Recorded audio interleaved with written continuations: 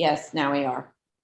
Good morning, everyone. This is the New York City Board of Standards and Appeals Executive Session and Public Hearing for October 19th, 2021.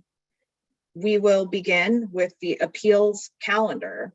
Continued hearings, item number 18, 2019-276A, 15 Stewart Lane, Queens.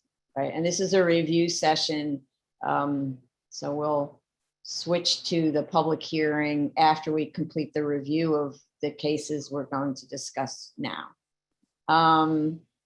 So we received today an objection from DEP about the construction in the bed of 40th Avenue. I find that rather confusing, as does the applicant. Since this is a proposal to enlarge an existing house already located in the bed of 40th Avenue, the applicant responded quickly to that letter and has already requested a meeting with DEP to discuss this.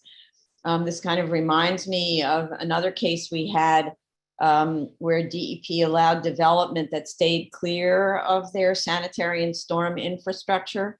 But what's trickier about this one is this is an existing house, and I believe the enlargement removes a portion of the house and relocates it to a place that's outside of the encroachment, like above. So I think a meeting is the only way to get through this. We still did, though, have open issues with the fire department, I believe. Hold on one second. Yeah, the fire department had requested some issues be addressed, which I believe were put on the plans. We did receive a DOT letter of no capital improvement from February 23rd. Yeah, we had that. Yes. And then there's a restrictive declaration, which we requested last time, was submitted on September 29th to address maintenance of the roadway. I don't know whether our council has had time to review it because it was really just submitted, but it's a very brief document which I was able to review. It's really not a complete or restrictive deck for this purpose. For instance, how much cure notice does the easement area owner get before the other owners step in, the others with the right to easement step in? The easement itself, which was made in 1921, provides for no obligation to maintain the site, no obligation on either the servient or the dominant estates. So basically it's just an easement and it doesn't show who's in charge of maintaining the area clear. So the restrictive declaration has to be much more specific about when the subject owner must step in and give certain notice and time to cure to the obligors, whoever they are. It's either the owner of the easement or the owner of the property on which the easement sits. And they're failing if they fail to cure, then how much time the subject owner of this property, of the subject case, has to do the work. I had asked for a meets and bounds of the easement to be shown on the plans.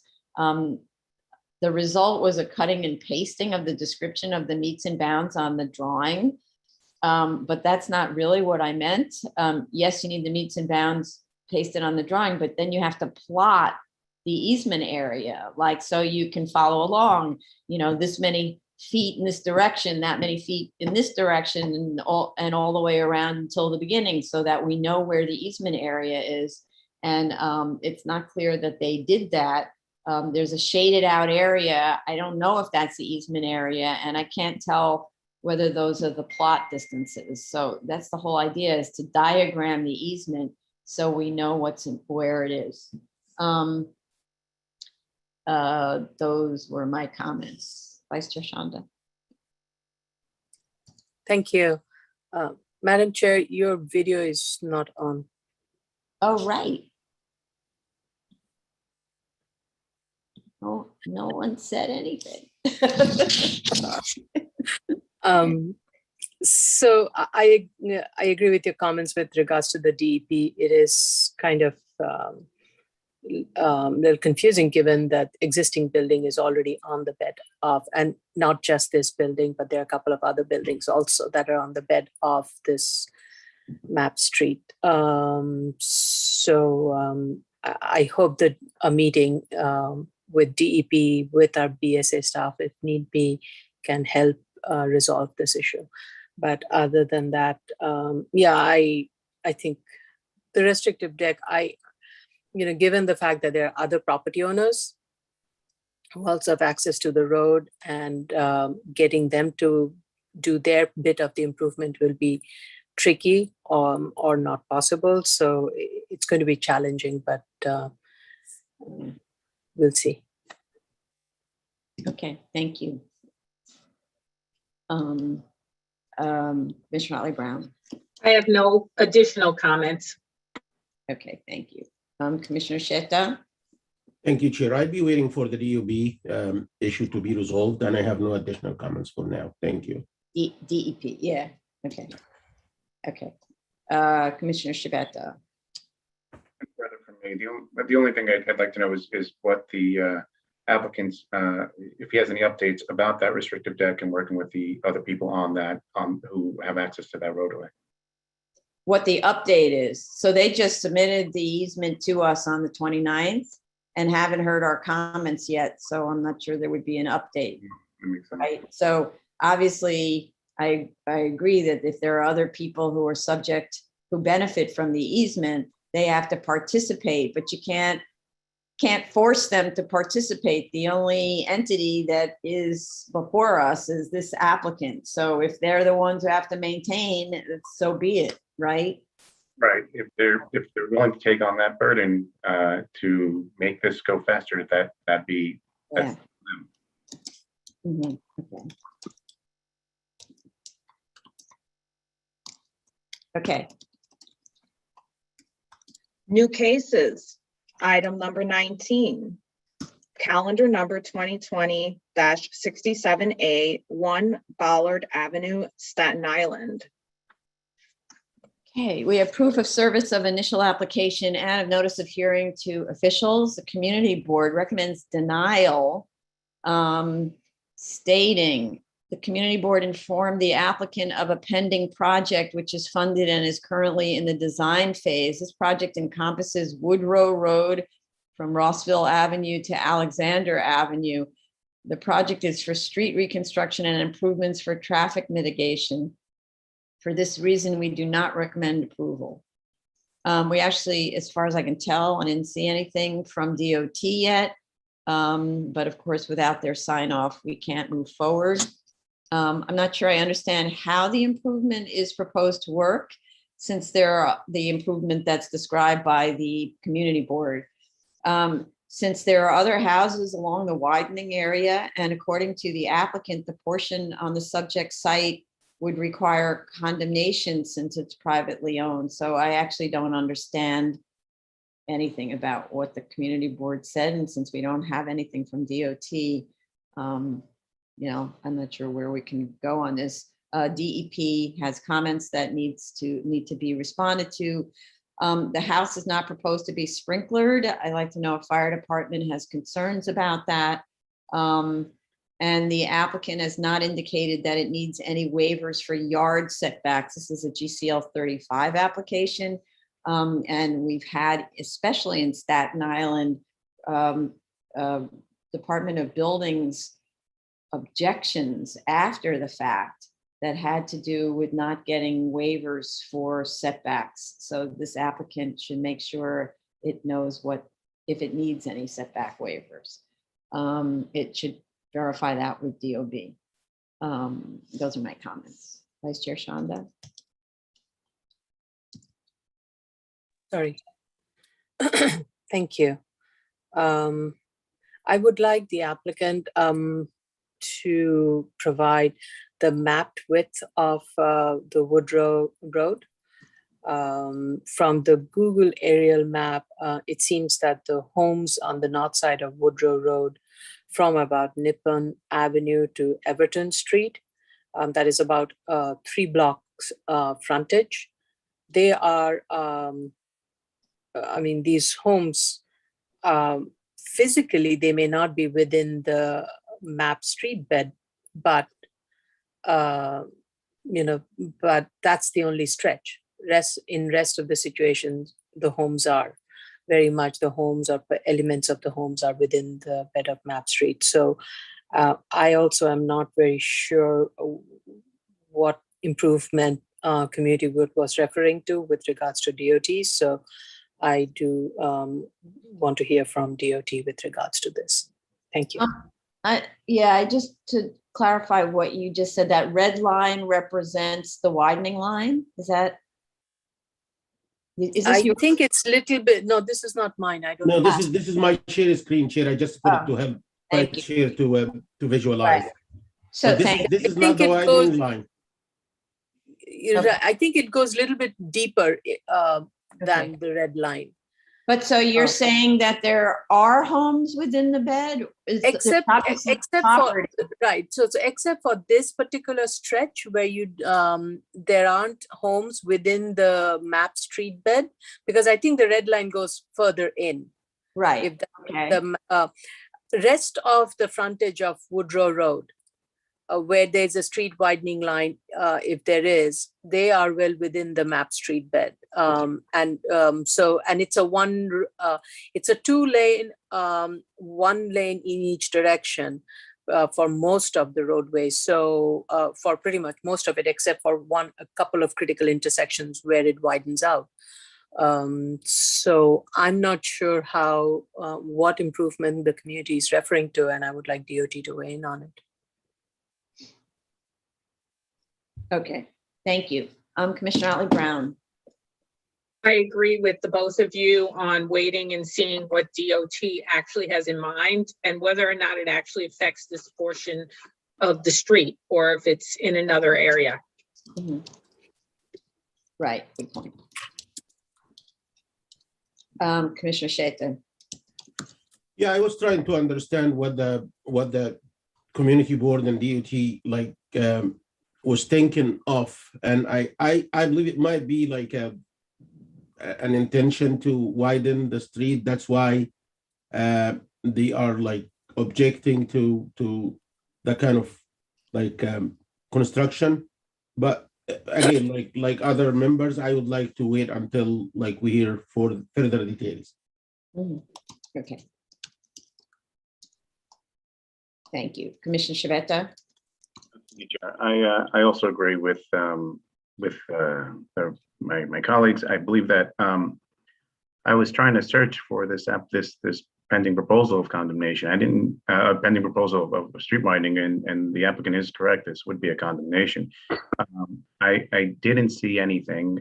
If the community board can update us, and I'd also like to hear from our sister agencies with regard to that, but I guess we have to wait and see. But I certainly have not found anything with regard to that. Okay, I don't know whether, so DOT often has some interesting things on their website, but I don't know if there is actually one that talks about, actively pending projects, things where it's actually going to happen. I'm curious about that, but anyway, we'll find out. Okay, thanks everybody. Legal cases, search if there was anything filed, because they would have to condemn this property. It would have to be taken by. Right, but condemnation happens a lot later. Usually they'll talk about, okay, we're proceeding with this project. Step 1 is X, step 2 is Y, like that. And the condemnation would be further on because the engineers have to have figured out exactly what the shape of the roadbed would be, how much of the land has to be condemned, then notify neighbors, like all that stuff. Yeah. It would also have to notify the owner of the property for those. Yeah. So I didn't. That's Right. what I was. Yeah. Okay. Right. Okay, let's go. Zoning calendar, continued hearings, item number 20, calendar number 2016-4463 BZ, 6202 14th Avenue, Brooklyn.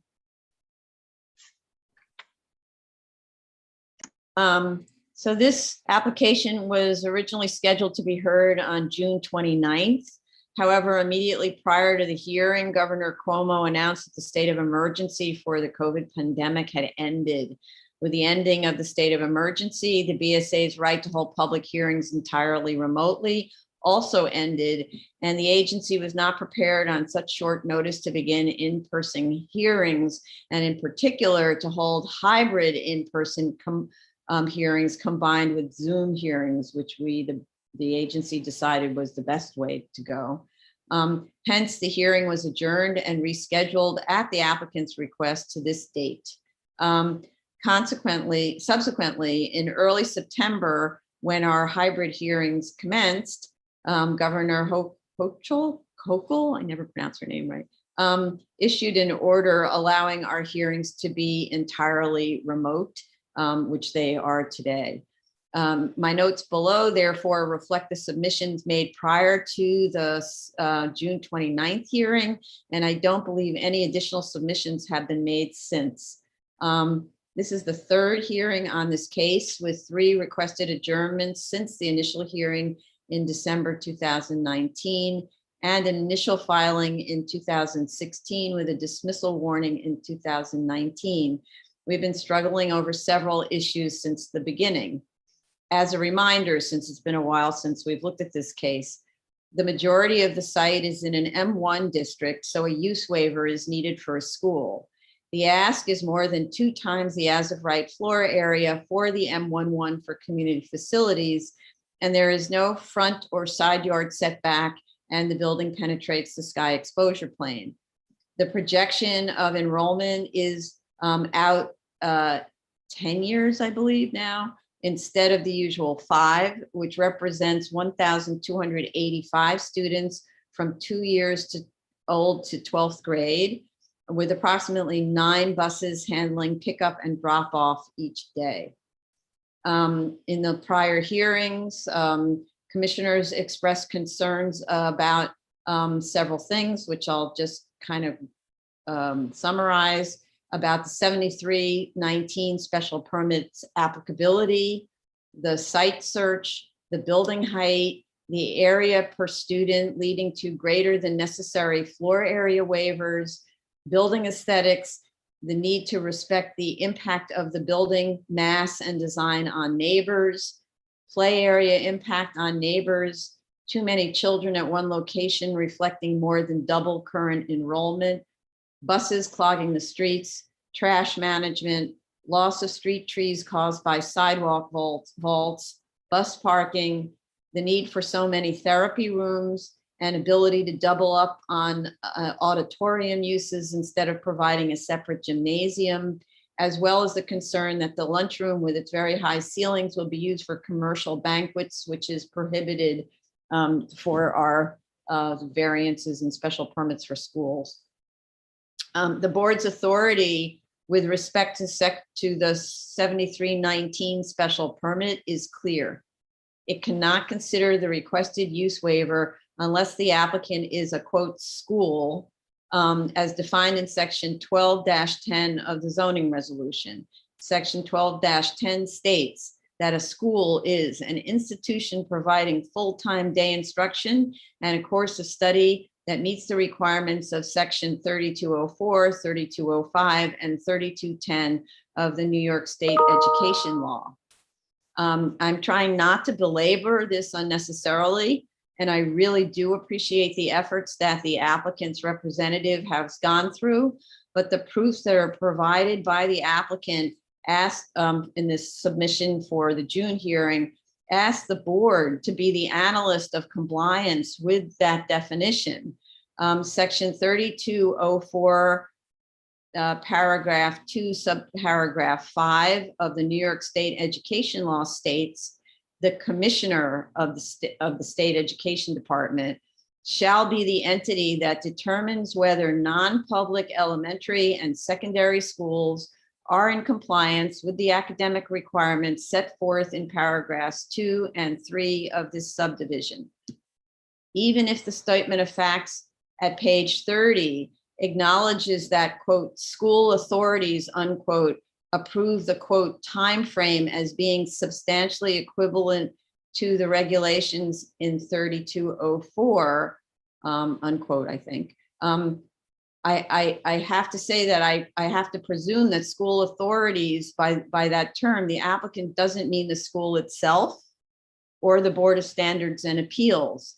I'd like to know, did school authorities approve the time frame? So school authorities needs to be the State Board of Education. We can't do it, and the school can't decide for itself. So, so the applicant needs to provide us with a statement or whatever it is that the commissioner issues that indicates that the program is in compliance. We cannot and should not do this for them based on participation in other types of funding programs, et cetera. They gave us in their submission indications that they participated in other funding programs that have to do with books or other things, but that's not the same thing as the commissioner's the side determination that's indicated in 320425. And I have to say, if accomplishing this is problematic, if accomplishing getting that sign off essentially from the commissioner is problematic, the applicant should, as was previously suggested, amend the application to eliminate the 7319 special permit and turn this into just a pure variance. Since this is also a variance application, we asked for a more comprehensive briefing on the Cornell deference standard as pertains to this use. I didn't see that in the revised statement of facts. There's only a citation to Cornell, Rochester Diocese, and Westchester v. Brown, but without any further analysis. So there needs to be more on the variance deference argument. I didn't see further submissions on the other threshold question regarding the site search, which has been an ongoing conversation. The statement of fact states that the broker was instructed to look at every occupied and vacant as of right site in the catchment area, no matter the size. And then it concluded that none were suitable or available. And we talked about this at the last hearing at length. So I'm not sure that we have that finding taken care of. Projected growth for the school is out 10 years. And as we mentioned earlier, we usually look at 5 years of growth. So what makes this potentially problematic for the Department of Transportation and other environmental concerns is the expectation of 1,285 students, of which more than 1,000 of them are elementary and preschool, plus faculty and staff. That's a very large population to accommodate in a building and on the sidewalk and street system. The two cases cited for longer growth projections by the applicant were, I believe, on much larger sites with more open vehicular access. If I'm wrong about this, please correct me, but that's my understanding of those cases. And this is, again, an enormous amount of students, little kids in a manufacturing district that need to be managed with buses and that are surrounded by manufacturing uses. So, and I'm not understanding how in 5 years, the need for space will be the same as in 10 years, which is the argument that they're making. So please explain that. The only change made to the plans was the elimination of the street vaults and location of street trees, which we had asked for, and I'm glad to see that that's taken out. On the bus parking location, applicants have secured a lease for 440 19th Street, which is a vacant currently, or let's say forested site. When I looked in June, it was a forested site in an M11. The lease is for only 5 years. So we need a restrictive declaration committing them to provide off-street bus parking for the duration of the institution's operations. I reiterate that this entity, which I've said before at other hearings, should be developing bus parking garages to accommodate their vast fleet of buses. And in part because all of these bus lots are now being developed. So the buses are being forced to move someplace else. And to make way for development sites. So pretty soon you're going to run out of open lots like this to develop for bus parking. The lease describes the site as ready to go, but as I said, Street View imagery shows that the site is forested. So obviously it's going to need to be cleared and then paved or something leveled so that you can put buses on it. They need to provide a site plan for this parking area to establish the number of buses that can park there, because this school requires a lot of buses. And I believe the site itself is a bus parking lot, so they need to relocate those buses. We also have open school safety and other open environmental issues, including the children's walk to school analysis. And there are many, many open environmental issues, or let's say we have open DOT, and there hasn't been a response to DOT's comments, which were from August 2019. And there has been no response to that request. And then we also don't have school safety sign off yet. But it seems to me, from my opinion, because we haven't seen any change at all in the project other than the vaults, that really the best way to move this application along is to convert it to a variance first, and reduce the number of students to a 5-year projection, or to reduce the number of grades so as to reduce the building mass and the scope of the waivers and the impacts on pedestrian and traffic safety. I know the goal was to kind of amass all the schools together in one, but it's really, I think it's asking far too much of the site to bring in so many kids to one site and go from two years old all the way up through the 12th grade. It's a kind of a rare thing to see so many kids in one school building. And those are my comments. Vice Chair Shanda.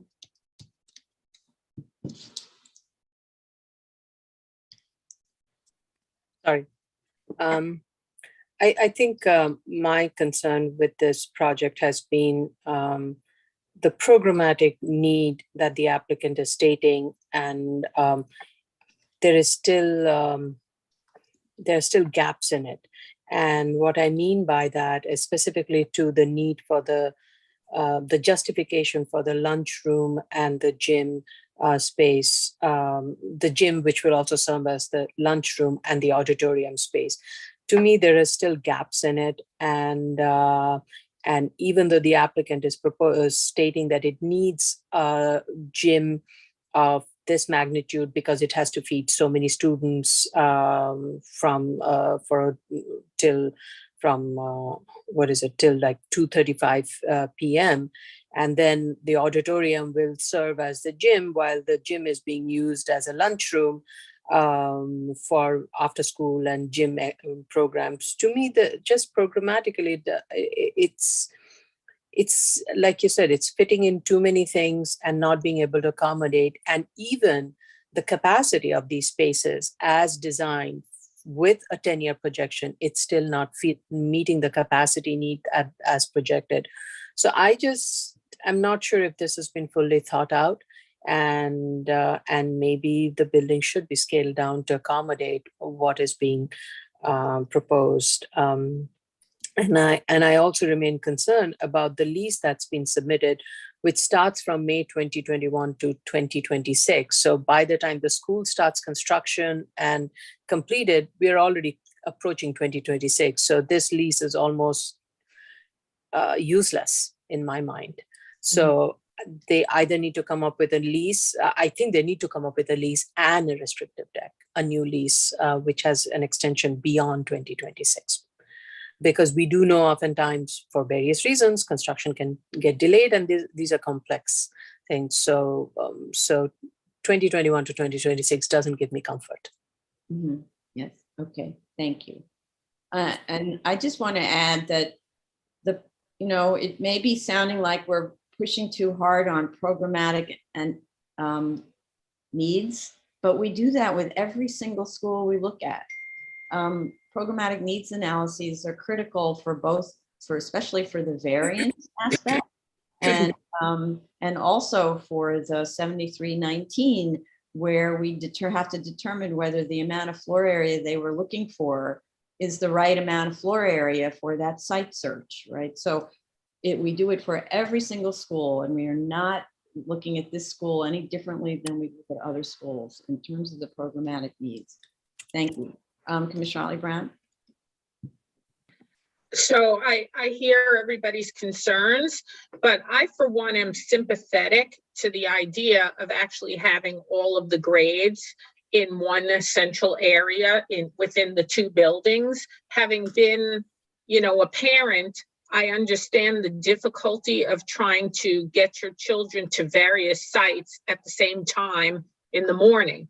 And so I'm one who's actually looking at this and saying that is a paramount programmatic need, locating as many grades as possible into one space. So provided they could finally, hopefully, answer my question on their pedestrian safety plan, which is the one thing I think I've been asking for consistently for the past year and a half, then I think I could get to a place where I would think this was a good project.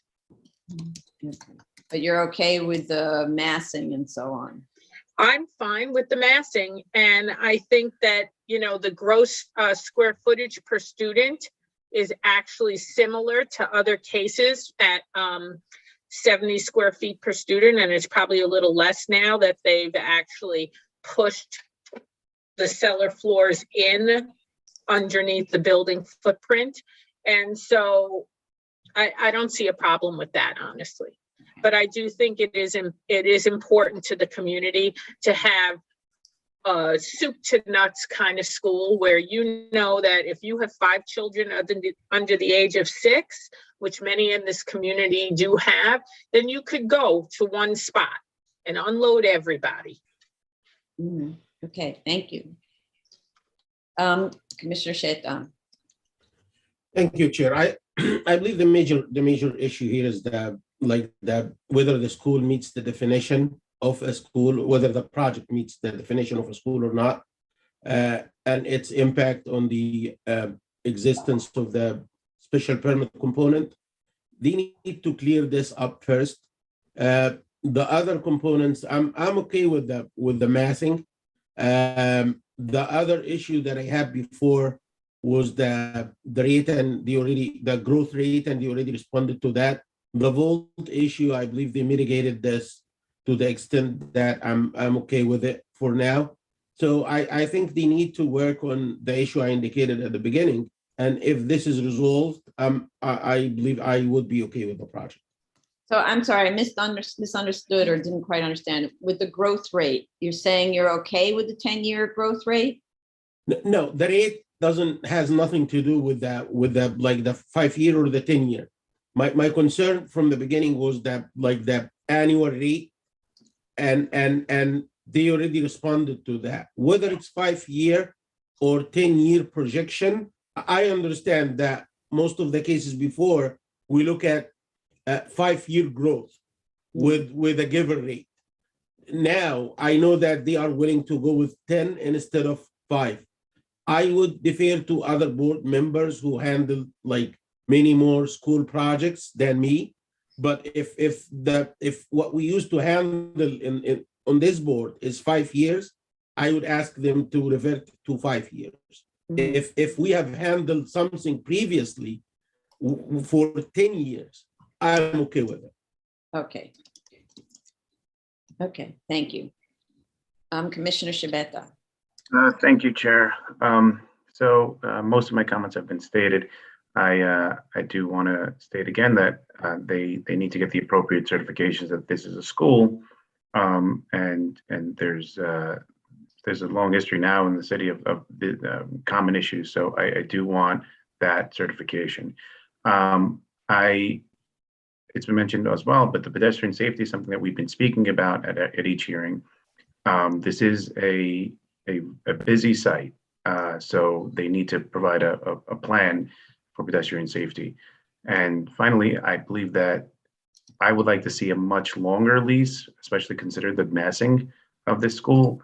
I don't want to see this become some sort of commercial use or something, or modify itself later on in time. So I'd like to see a very long lease on this project. Sorry, you're talking about the lease for the bus parking? No, on this property itself, I don't believe it's owned by the school. Oh, is that true?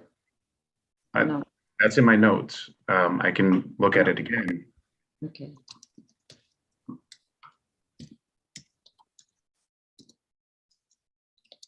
I don't know. Okay. This doesn't, yeah. That actually would surprise me, but okay. All right, well, I believe we discussed it. I'm trying to look back at my notes. I believe we discussed that at some point, but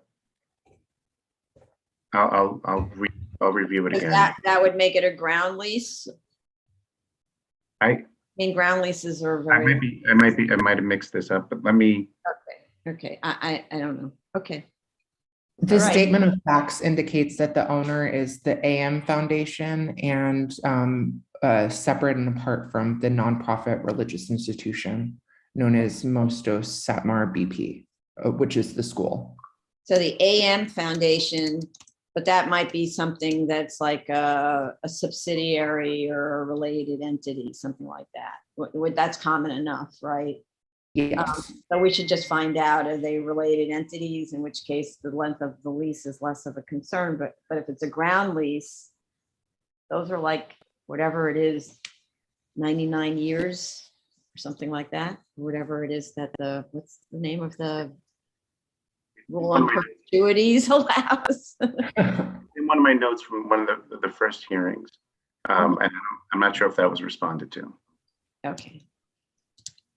Okay, thank you. Yeah, Commissioner Shaita.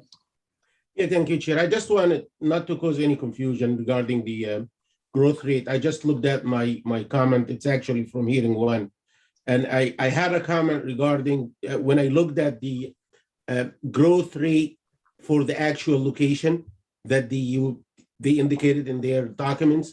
And I looked at the actual rate that's used for the projection, that it was like that one that's used was like 2 times the one that's I calculated from the for the current location.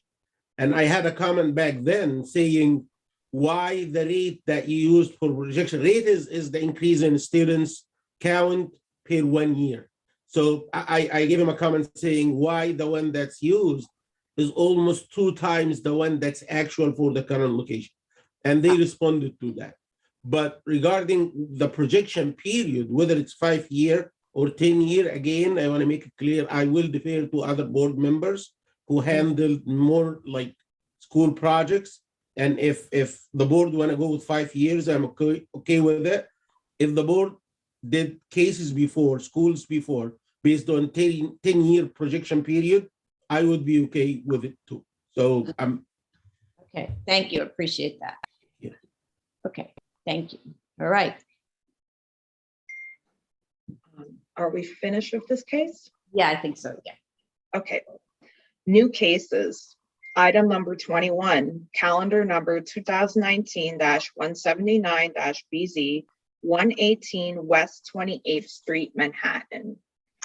Okay, we have proof of service of initial application to officials and of notice of hearing to officials and neighbors. Community Board recommends denial with 39 in favor and 5 opposed to the recommendation and 1 abstention. Their detailed resolution states that the site is not unique, that an as-of-right and hotel special permit use could be developed there, and that the requested bulk waiver is inappropriate. We have 3 letters in support and 1 letter in opposition concerned with building height and flower district compatibility. On the A finding, you can't cite the existing building on the site as a unique condition if the project is a tear down, then it's a vacant lot. In addition, the statement of facts cites 2 prior BSA cases that allowed conversion of existing buildings in the area M district to residential use. That's not a comparable situation here, where the proposal is essentially, as I said, a tear down, creating a vacant lot. Citation should only be to locations like these, not to conversions of existing buildings. which have a whole different set of hardship criteria. On the other hand, the explanation for the inefficiency of the as of right floor plates to accommodate office use, I found persuasive because I thought it was very well done. The uniqueness study is also well done, but I don't understand why sites 10, 11, and 12 are excluded because they lie in a historic district. And I'm not persuaded that their location on the avenue is sufficient to overcome dimensional hardships. Including those three would make it comparable to 6 other sites in the study area instead of 3. Except this is a very small floor plate. Does the building code allow for scissor stairs for 2 means of egress? They need to provide the building code sections on egress. As shown, the egress is very close together and may not be permitted because you're supposed to have a minimum distance between egress doors in order to be permitted egress. And compared to the proposed, why are the stairs of the as of right turned perpendicular to the length of the building? And when they are parallel in the proposed building and allow for a much better floor plate. It needs to be apples to apples. So it feels like they're making it so it looks terrible, whereas on the proposed residential, it works out nicely, hugging the perimeter wall. That same holds for the layout of the lobby and the retail area. The proposed has a much better lobby layout and retail layout than the as of right. Again, it seems like the as of right's contrived to take up a lot of space and make the retail not viable. Also, why does the as of right have less floor area than the proposed as of right floor area? The depth of this lot is standard for New York City. So why should the building have only a 20-foot rear yard with a residential use? The statement of facts doesn't discuss this. The statement of facts doesn't also mention the effective waiver request of the front setback and sky exposure plane in the M16 regulations. Why is this needed and how is it justified? And then it also then forces me to ask, because of the setback change, sorry, I just lost mine.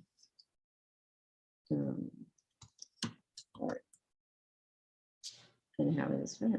And then this forces me to ask, if the lesser variance were a bulk waiver of the front setback, so an as of right building, but with a bulk waiver of the front setback, would the project be feasible using identical layouts for the office cores and so on that are the same for the proposed? The apartment layouts are actually generous in the proposed with a 20-foot rear yard and no setback. So why wouldn't it seem generous also if you we just waive the bulk regulations for an as of right office use? The social block character map prepared in 2019 is old, as are most of the submissions, and is missing the new buildings that were constructed since then on the sites labeled, quote, demolished building and parking lot at lots 58 and 62. We need to update all of the studies to reflect the current conditions. And then the question is also whether this proposed height is justified for the block. The axonometric view of the block actually reveals that the recent trend of alternate setback hotel buildings on those 2 sites that were previously vacant is more the norm for this block than a street wall building. So I don't see how the proposal to disregard the setback actually fits within the character. As to height, however, the building adjacent on one side is taller than the proposed, but is set back at least 15 feet from the street line. And the adjacent building on the other side is approximately the height of the required setback. So that again speaks to it may be out of character to eliminate the setback. So in addition, although not required to be protected, the adjacent lower building has lot line windows, but does benefit from a 5'7" side yard. So a setback at that level would also, well, wouldn't protect the windows because, yeah, it wouldn't protect the windows. Anyway, the self-created hardship finding has to do with common ownership not only subdivision of the tax lot, a search of the adjacent properties was provided but not mentioned in the statement of facts, which is not helpful. The job of the statement of facts is to establish the findings by referring to the exhibits provided as instead of us doing the work. They need to show all the exterior finishes on the elevations. And in terms of seeker, we have open hazmat and closed air quality and noise and closed landmarks analysis. Okay. Vice Chair Shonda.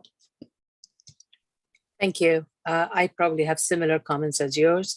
A couple of house cleaning, the existing building floor area, they are listed in this is different in the zoning analysis table and the statement of fact. In terms of the as of right, the zoning floor area, as Madam Chair, you mentioned, that is being proposed for an as of right or being considered is 8.8 FAR, which is less than what is maximum permitted. So I would like the applicant to clarify, provide a justification as to why a full 10 FAR as of right building cannot be, is not feasible.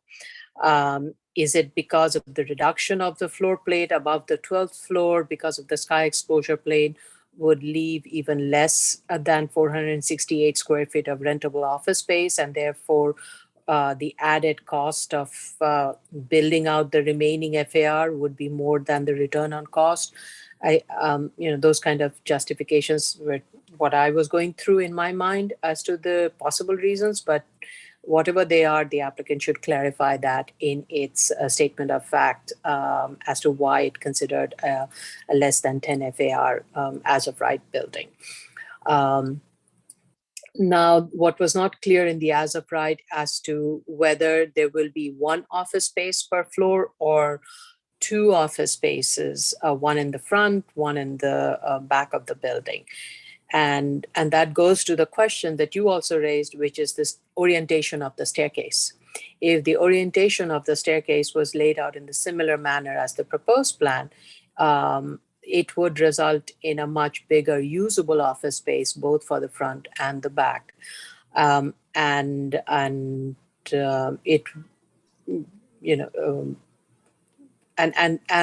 that led to my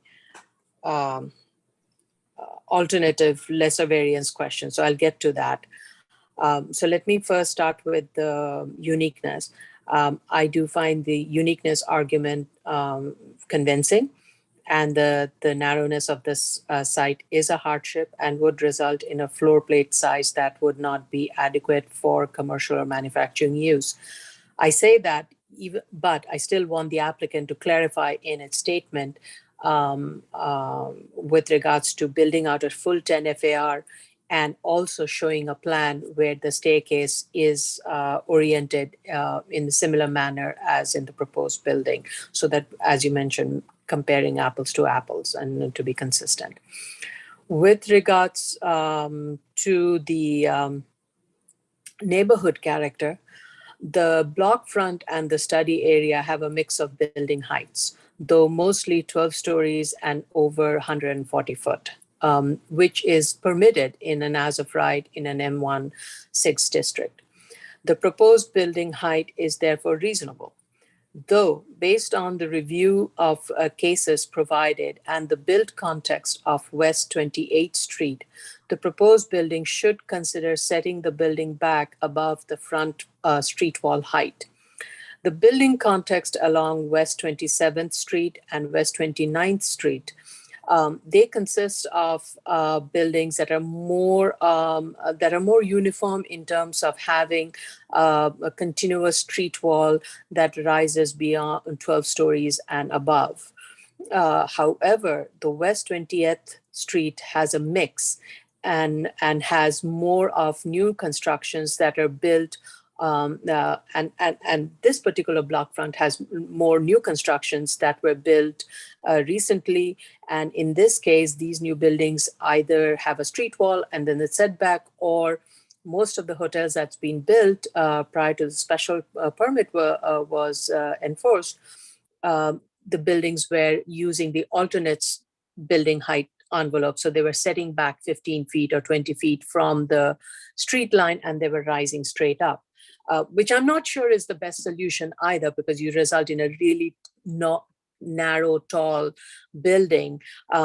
I do prefer the alternative of having a building that is built to the street line, that is respectful of the existing build context, but at the same time provide a setback above a certain street wall height, whether that is 12 above the height of the required street wall height, or maybe slightly more. And that is the part of the minimal, is it minimal is the question where it would come up.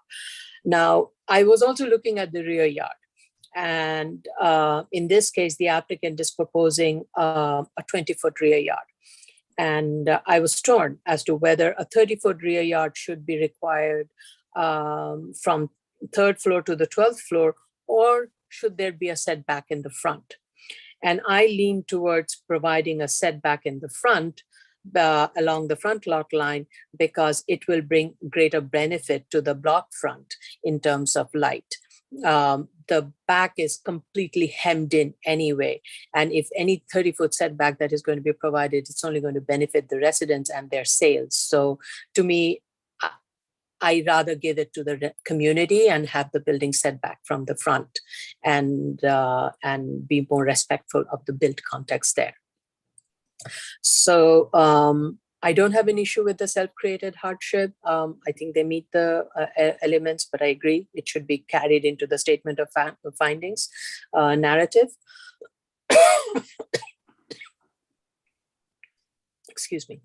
With regards to the minimal, while I agree that the narrowness of the site causes hardship, I would think having a staircase laid out as in the proposed plan would result in a better usable office space. The question is whether it would result in a better return.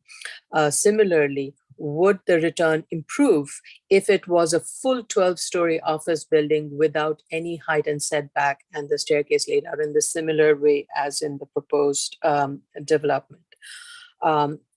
And that goes to the lesser variance. And as stated, with regards to the neighborhood character provided, another alternative of the proposed with a setback along the street frontage above the required front wall height should be considered also. Okay, great. Thank you. Thank you. Commissioner Holly Brown. So I actually was convinced of the uniqueness. It is one of 3 similar sites, which is like 2.5%. And if it was one of 6 similar sites, it wouldn't go much higher in percentage of sites that are like it. So for that reason, I think the uniqueness study was well done, and I could put that finding to bed. As for the as of right, I agree with you. It should be fully built out to a 10 FAR, although I'm not sure that that would make that much of a difference in the financials themselves in terms of making this feasible. And so I'm fine with the character finding. I agree that this is not a self-created hardship. And my question has to do with the financials, which I actually think are pretty well done, except for the construction costs. The construction costs seem rather high to me. And this is why I feel like fully building out this site is not going to make that much of a difference, because it's without adjusting the construction costs downward. So I looked at the cost estimators costs, and I added up the total hard costs, soft costs, and the FF&E for the as of right as well as the proposed. When you divide it by the gross square footage, including the cellar, it ends up being $621 a square foot. I looked closer at those estimated costs, and I see that the hard costs are padded with $500,000 in allowance costs.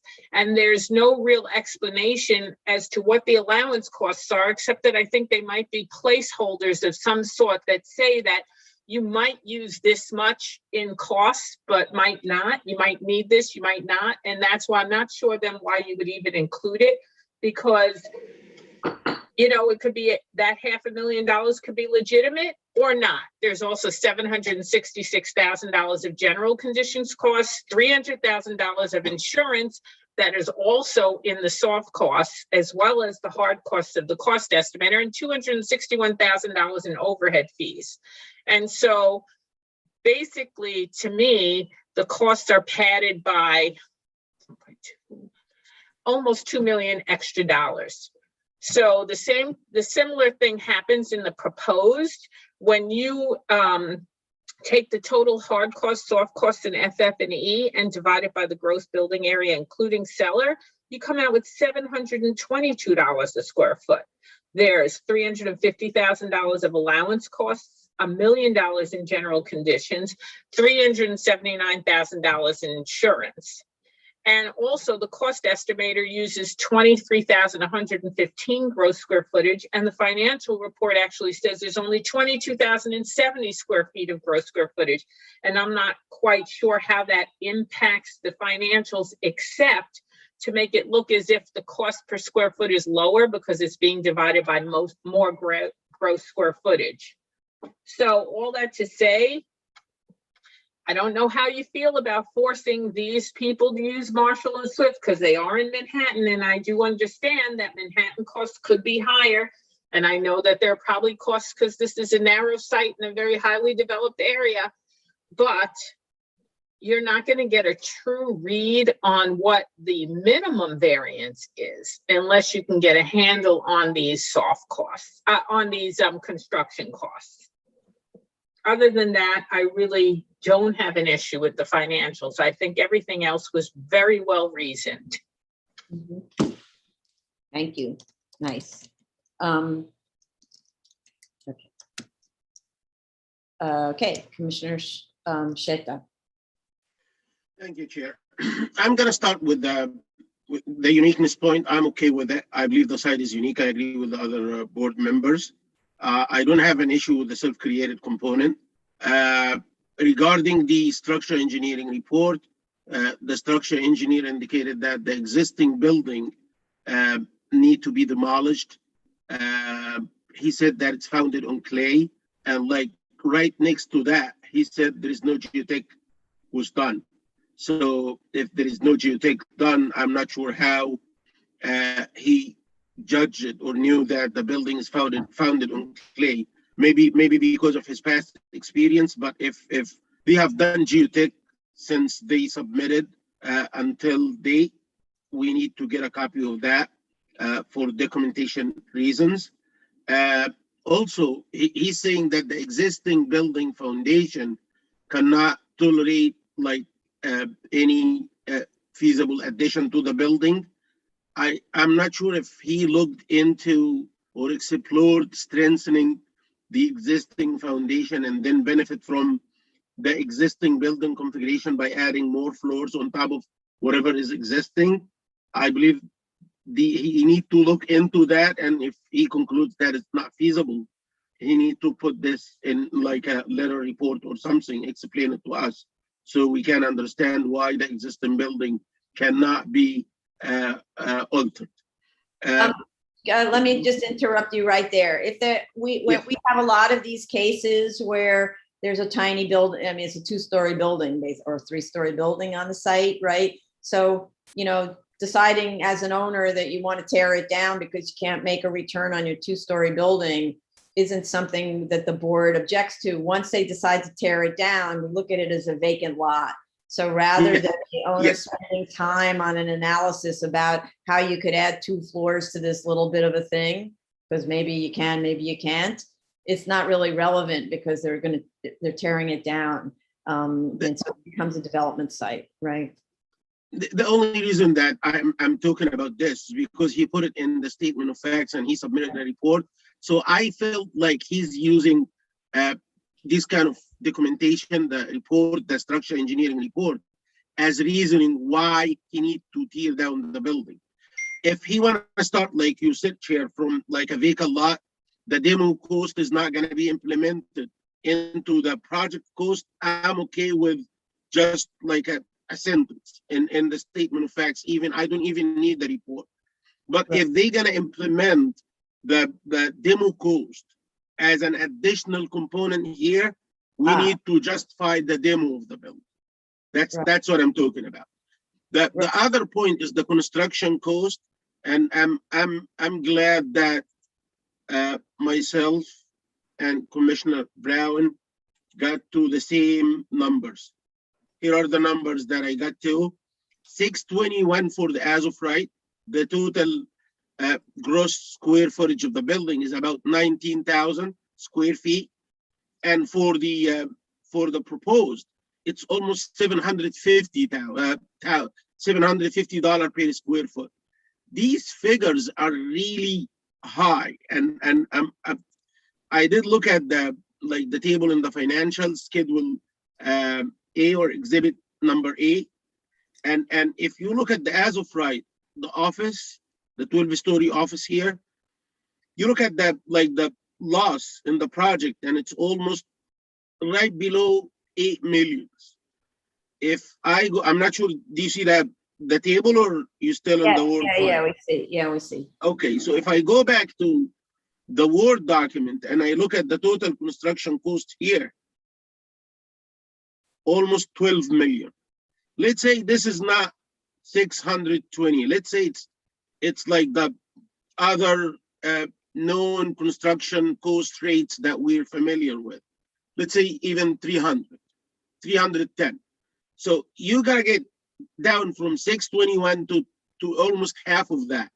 That means that the 11.7, almost 12 million could go down by at least 5 million. If you look at this table here, that means that the loss, instead of almost 8 million, it could be down to just 3. I believe this project, as of right, commercial, if like the community board said, if they switch to a hotel, or even with a small bulk waiver for the office, it might be feasible. It could switch into like a really feasible project. So I hate if I hate to go with like any bulk waiver, because the lot is kind of like, yes, it's narrow, but its depth is okay, is good for me. The use waiver, I don't want to stay away from that. Again, it's for me, it's kind of like rezoning. We don't want to do like rezoning for lots, because like one by one, we're gonna be rezoning whole districts. So I want to stay away of that, away from that. And if they can look into a lesser variance that utilizes a hotel or an office building, Right. with like a bit bigger bulk, I would be okay with it. So the hotel is no longer as of right in this district.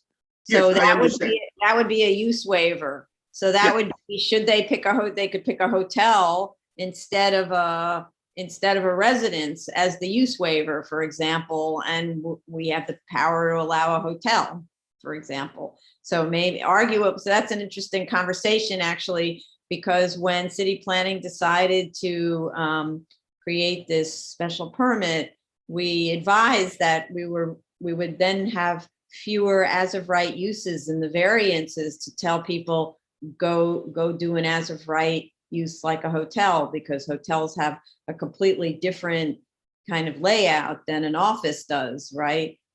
So a lesser variance here arguably might be a hotel as a use waiver, and then the bulk waivers that go along with it to make a hotel viable. And you have those examples right next door that are hotels. So, whether people are developing hotels now or not, I actually don't know, because there's so many hotels now closed, right? So maybe you wouldn't want to develop a hotel. But okay, just to clarify that the hotel use is not as of right, so that would be a use waiver also, right? Understood. Okay. All right. Anything else? No, thank you. Okay. Not for now. Okay. Commissioner Shabeta. Thank you, Chair. I was convinced with the uniqueness finding. I believe that was I found the argument very persuasive. I do not. I was also convinced that there is a hardship. I don't believe this is self-created. I was satisfied with the character finding. My concern is with the E finding and the extent of this this variance. I'm going to wait till they respond to both Commissioner Otley Brown's and Commissioner Shed's concerns with the financials. And so I do believe that there should be a variance. It's the extent of the variance that I am on the fence with. Okay. All right, thank you.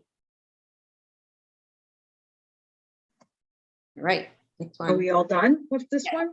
Yes, thank you. Item number 22, calendar number 2020-77-BZ, 68 Austin Avenue, Staten Island.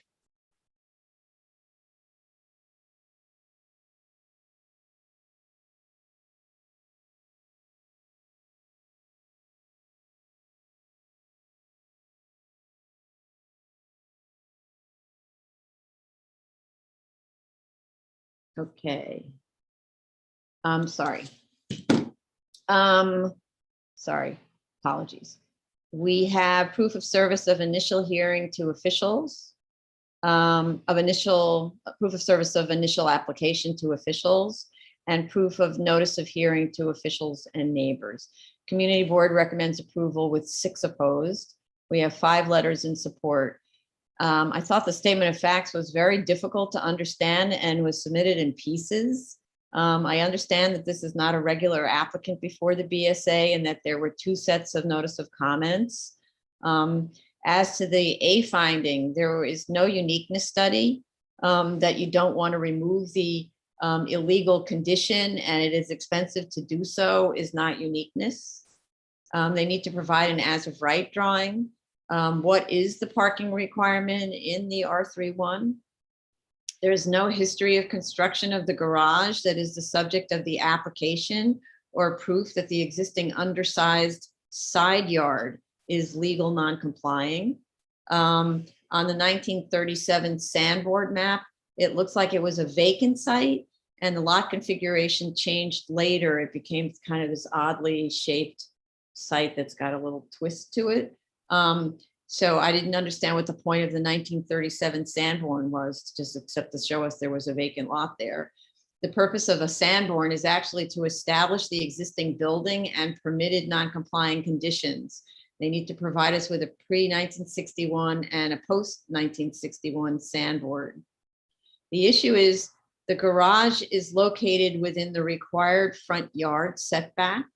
The drawing BSA 4 submitted on May 3rd, 21 labels this as a permitted obstruction under section 23-44A14.3, which is not applicable here as it pertains to open parking spaces, not garages. So they need to take that note off the drawing. Also, the zoning chart on BSA 5 indicates that the non-complying front yard is permitted under section 54-31. There is nothing in that provision that applies to this case, which is why the applicant is before us for a variance. Take this off the chart. According to the section on BSA 5, the entire building is above grade. So I have to ask, how is a portion of the building at the first floor a cellar, hence not floor area? The site is not in a flood zone, so you can't categorize the portion of the building that is 1 foot below grade as anything other than a basement, and a basement is always floor area. You can, however, deduct mechanical space. Also, I'm not sure you can have a legal bedroom or living room on that first floor level if it relies solely on windows facing on a 3'7" side yard. I'd like to know whether DOB looked at this. Also on BSA 5, the calculation for the maximum number of dwelling units is inapplicable since in an R31, there's a maximum of 2 dwelling units permitted. In addition, the wrong factor was applied in the calculation. So everything is, there's a lot wrong. And I have to say there are so many errors in the zoning chart that the architect really must go through it carefully and check that the section cited actually pertains to an R31 in a lower density growth management area site. They need to do a word search in the zoning resolution for lower density growth management citations that are not in special purpose districts. We also need a neighborhood character and a front yard study. I thought this application is very incomplete, and the project manager should have sent the applicant a sample case to use as a model. Yeah, and those are, I think, my comments. Vice Chair Shanda. Thank you. Mine is going to be a little bit long, so Okay. please bear with me. I'm just We're scrolling. used to long comments, right? Huh? We're used to long comments from a variety of us. So starting off, the application is incomplete and very difficult to follow. The 1937 Sanborn map, though has been provided, it does not refer to anything that enhances the history of the site or the development history of the site. And also no supporting narrative has been provided to clarify the purpose of the map and what year the historic, there is a historic map that has been provided. There's no year written on it. We don't know what the purpose of that is.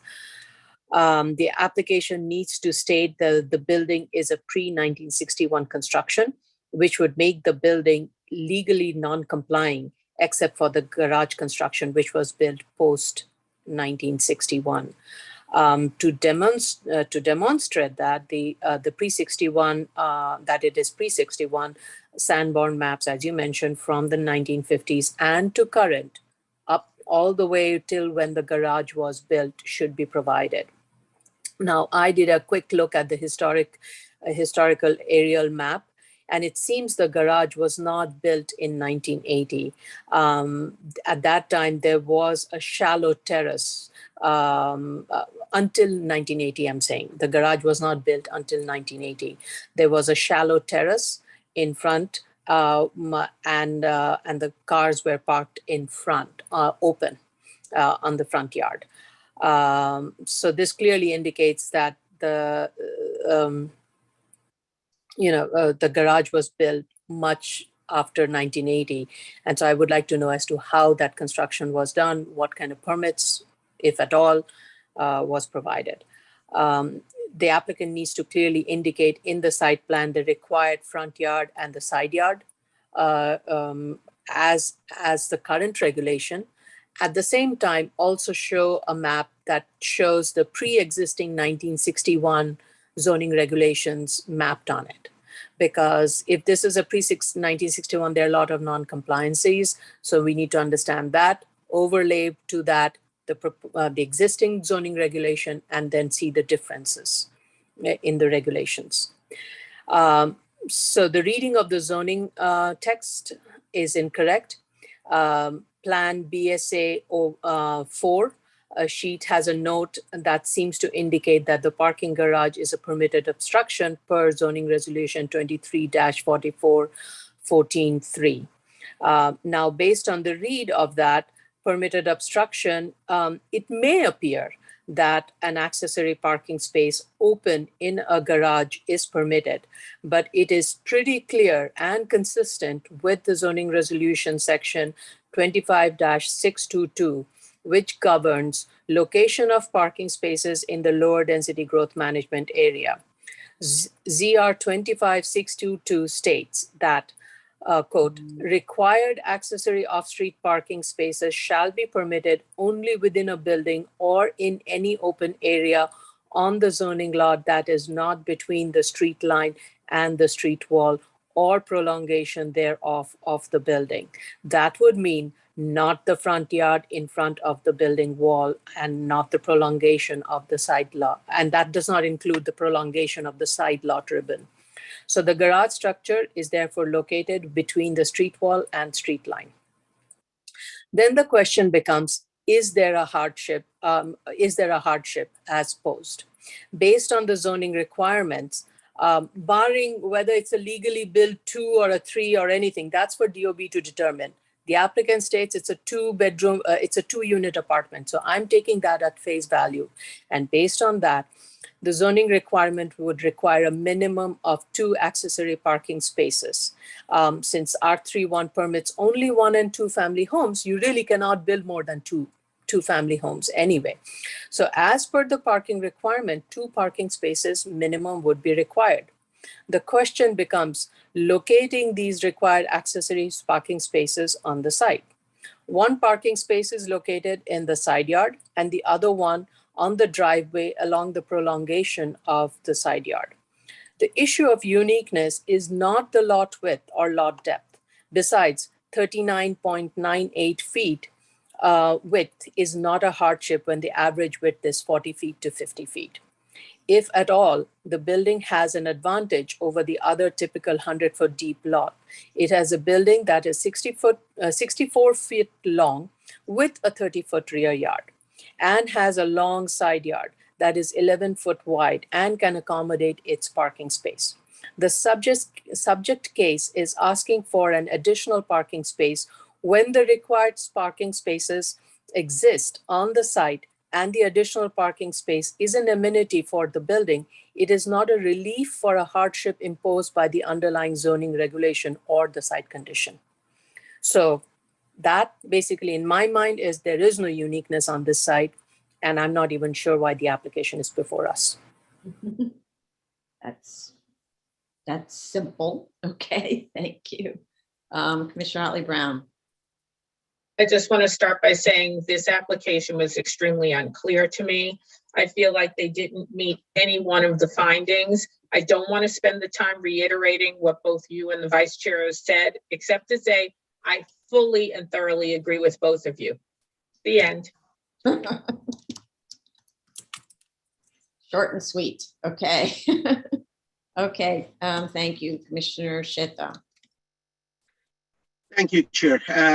They indicated that the house was built in 1957 and the garage is built in 1970. I don't think the year that was mentioned for building the garage is accurate. I'll show why in a minute. But I couldn't see any benefit for the Sanborn map. The part of the hardship is they are saying that tearing down the garage is gonna be like drastic for the house because of columns. I didn't see any columns in the garage on the drawings. We need evidence that justify the year that the garage was built. The uniqueness, I couldn't find that the site is unique, not because of the width, because the width is not that small, nor the irregularity, because the irregularity is not impacting how an architect could design like a very nice house like the one existing now on site. So I don't think neither the shape nor the width of the lot is given any hardship. I will show right away why the garage is not built in 1970. This is, do you see my screen? Yes. Thank you, Commissioner This is Sheta. This is the map I looked at. Yes. Yeah, this is historic areas. If you can go to any of these years, this is 1980. Let me go to 1985. Could you point to which house it is? Yes, the house is right here. Okay. Let me start from 2015. And the house is right here, this guy. Mhm. You can see that the garage is there. And let's go to 2006.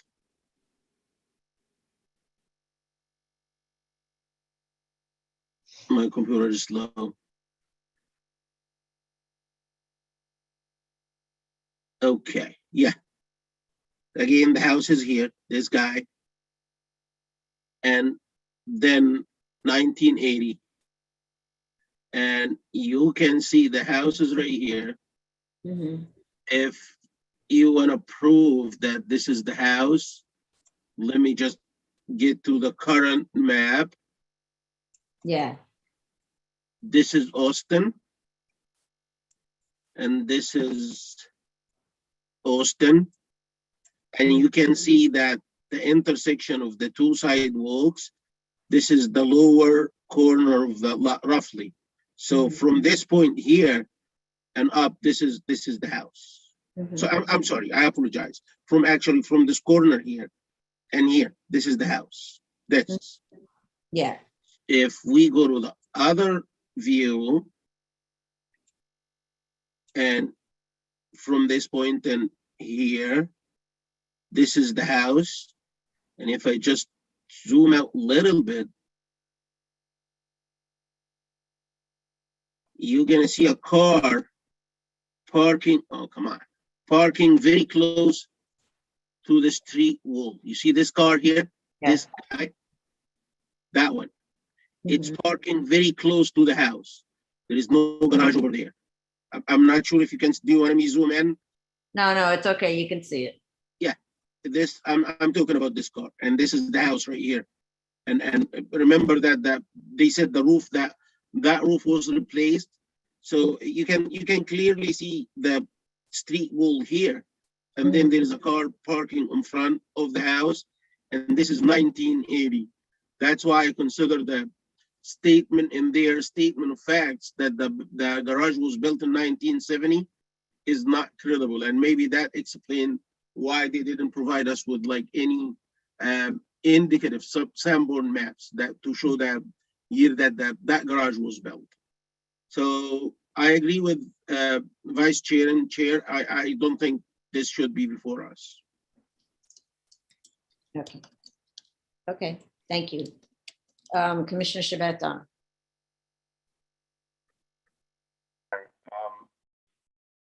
I agree with my colleagues. I don't, I found this application to be very scarce with no narrative.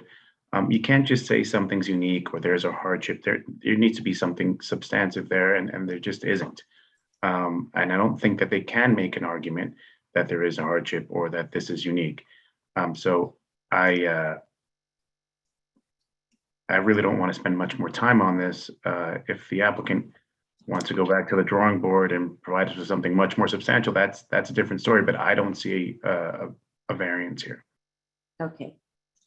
Thank Madam you. Chair, Yes. I also want to point out, given that this building has this funny kind of a jut, as you know from one of the appeals cases that was before BSA regarding whether you can park on a side lot ribbon that is overlapping over the front yard, there is a portion, because of the sideway juts, there is a portion on the south side, which is a planted area, granted, but that area can provide a parking space.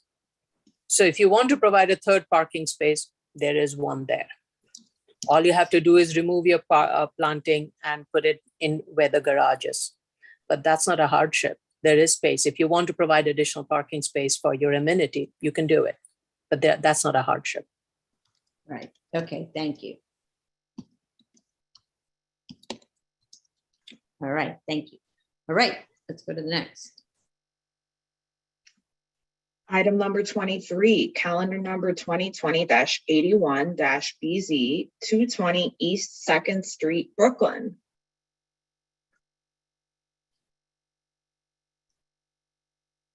We approve of service of initial filing to officials and of notice of hearing to officials and neighbors. The community board waives its recommendation. We have one letter in support. This site is in an R5 within the Special Ocean Parkway District that has different regulations for parking. The applicant should review those regulations and determine whether additional waivers are needed. It is not in the sub-district and does not front on Ocean Parkway, so offhand, I actually don't see applicability of the district to the question before us, but the materials need to state that it's in the Special Ocean Parkway District. That's an incomplete statement of the applicable zoning. The uniqueness evidence is actually pretty interesting and supports the statement in the statement of facts that the building predated the need for on-site parking and shows that all of the homes on the block built after 1910 allowed for rear yard garages and access to them, while this one has side yards that are too narrow to allow that.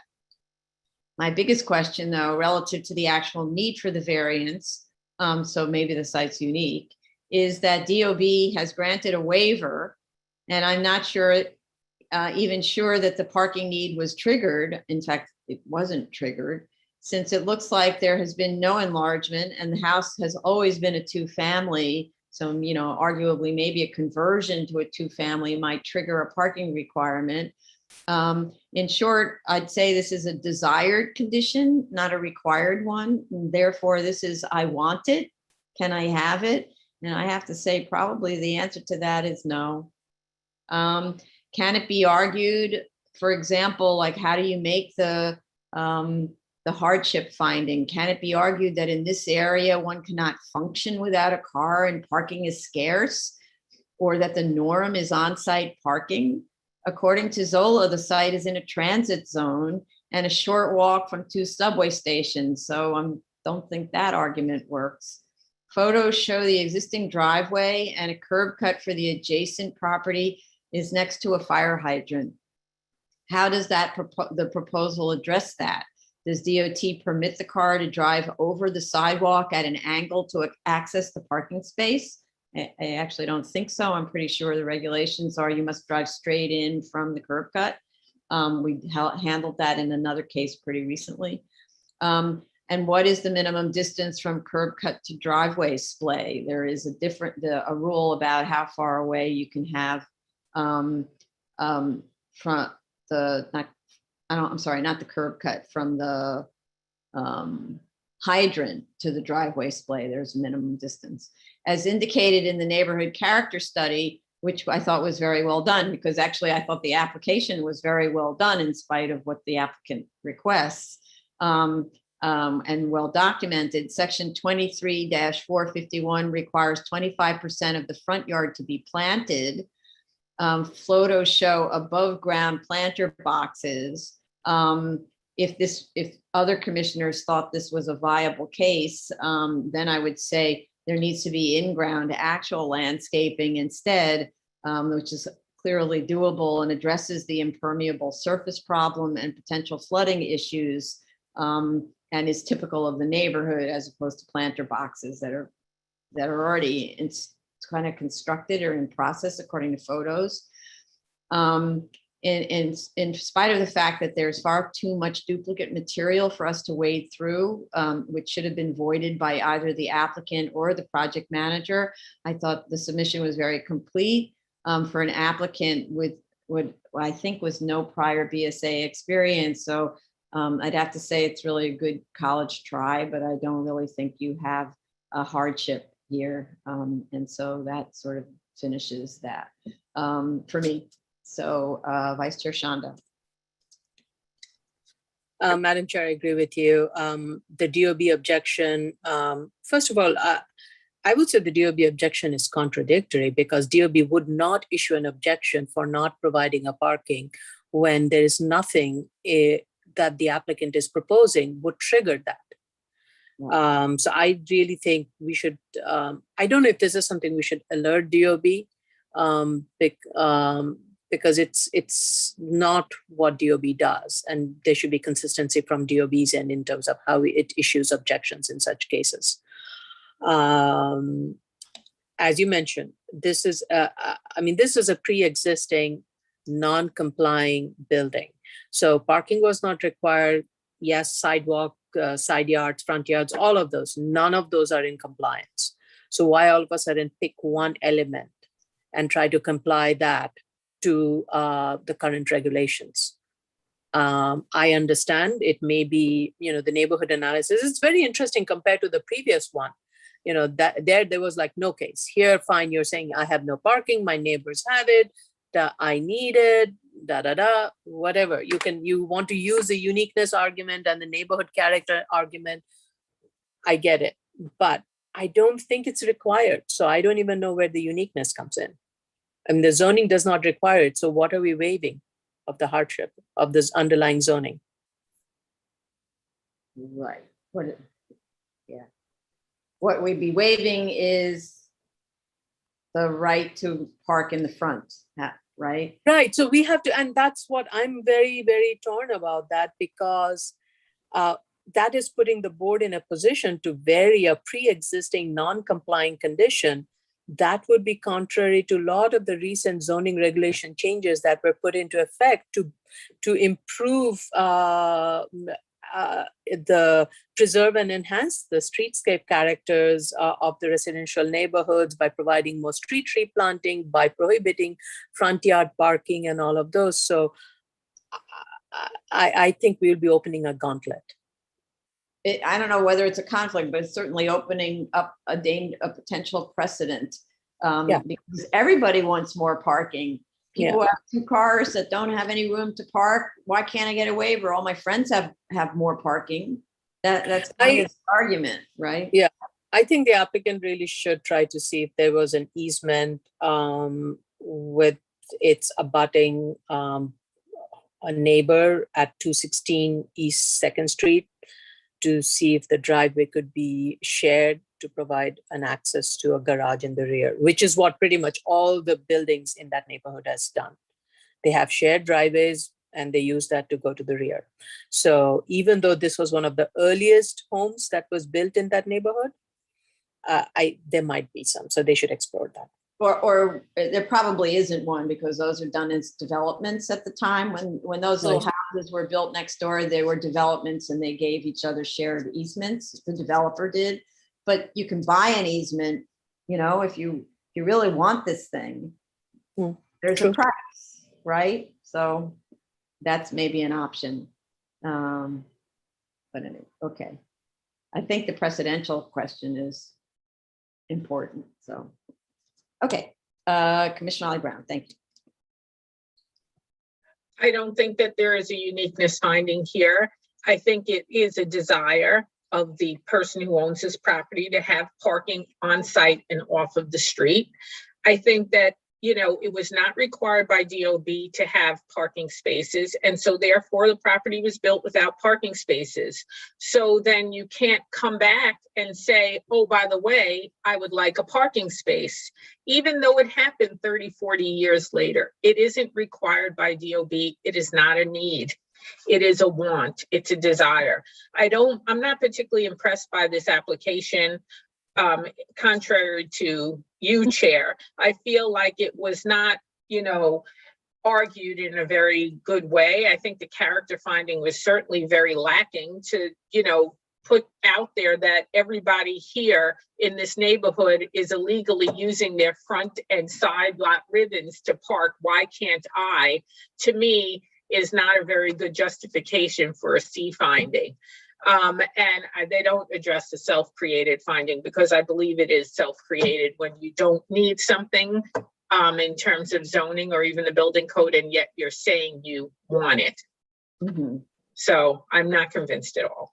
Okay, thank you. I think I was referring to the studies, maybe not the arguments. The studies I thought were well done, but thank you. Commissioner Sheta. Thank you, Chair. I don't want to be repetitive. I agree with the other board members and I don't have nothing to add for now. Thank you. Okay, Commissioner Shabata. I don't have anything to add. I think everything's been said. Okay, thank you. All right. This concludes the review session, and we will commence now with the BSA public hearing. So, but just before we do that, it hasn't been 2 hours, but maybe people want a 10-minute break. I'm just offering because it's a natural break. No, we're all right? Okay. Okay. The appeals calendar, item number 18, calendar number 2019-276A, 15 Stewart Lane, Queens. Okay. Neil's already in. Hi, good morning. Neil Weisbard on behalf of the applicant, Bill LeComples. Good to see everyone. It's been a while.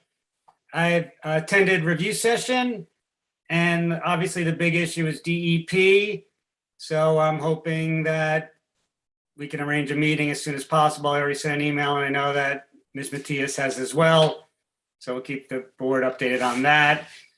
In regards to the survey having the meets and bounds description of the easement, I talked to our architect and we'll provide a separate plan that clearly delineates the meets and bounds, and we'll submit that as soon as possible to the board. I understand what the board is asking for. Okay. So just to be clear, I'm not even sure you couldn't put that on the drawing. It's not a survey. That's a site plan that the architect gave us, right? Yes. So why can't it be either the architect can't plot it, which maybe I understand, then the surveyor has to plot it onto the survey. The point is, I have no idea where that easement really is because it's never been plotted on the survey. So, Yeah, we're gonna have to have the surveyor do that and we'll provide that. okay. My understanding is that it's exactly the outline of that tax lot, but we will confirm that and submit that to the board. Regarding the restrictive declaration, I did hear back from counsel's office and there were no comments. I did hear your comment about notice, and I will add that and work with Mr. Vine to work with you to get that approved. There was one thing that was mentioned that I just want to clarify. Mr. LaCampos, the applicant, has offered to repair the roadway in front of his property, which he's going to do as part of this approval, which is indicated on the plans. But there was a statement saying that Mr. LaCampos would be responsible for the entirety of 15 Stewart Lane. The RD that we submitted says only within the project premises. There are 7 homes that rely on this.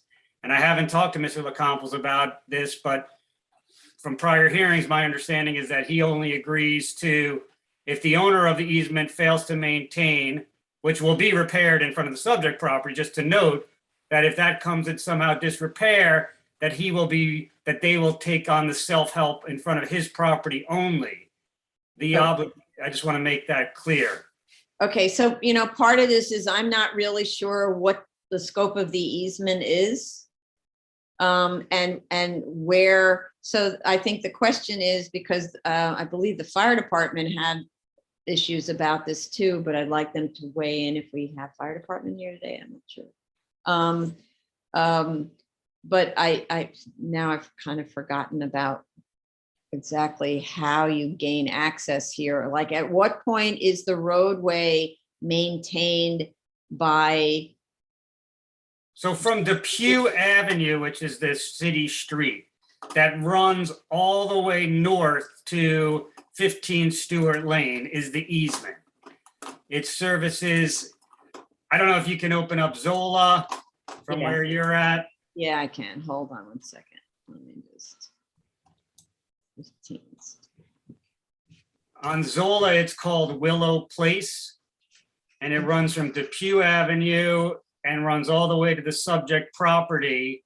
It looks like a street other than it's not kept in good repair, but that is the entire easement that is used for highway purposes, quote unquote, in the easement. You're correct. It doesn't say who's responsible for that, but assuming that the owner of the easement is meant to keep it for highway purposes, if it's in disrepair, then it can't be used for highway purposes.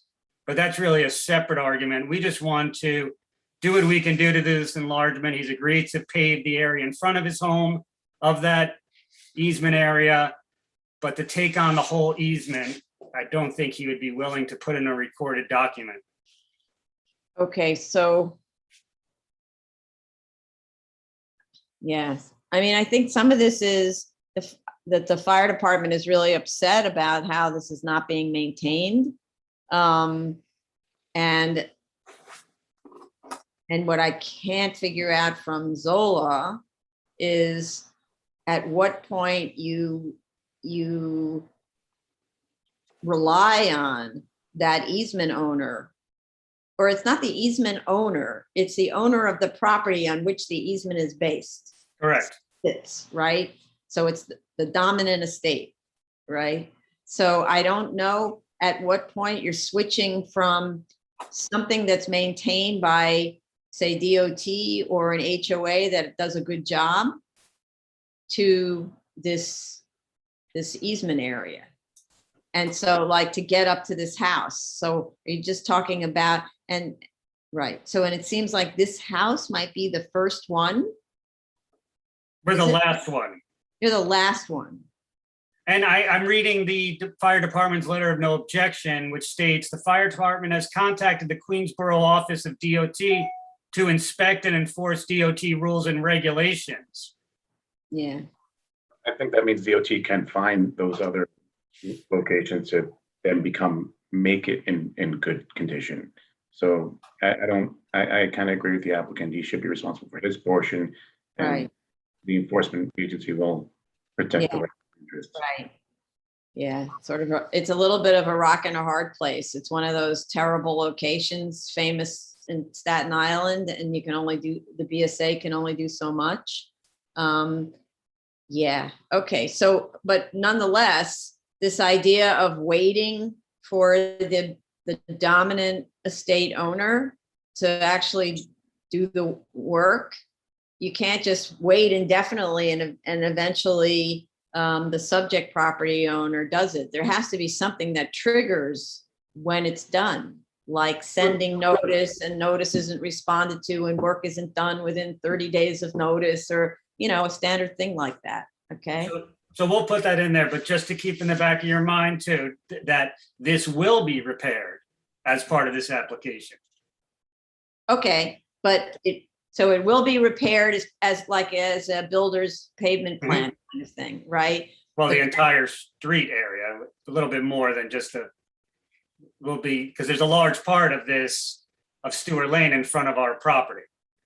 But yes, it's synonymous with the builder's payment plan. That whole Stewart Lane will be repaired and brought into conformance with DOT rules and regulations.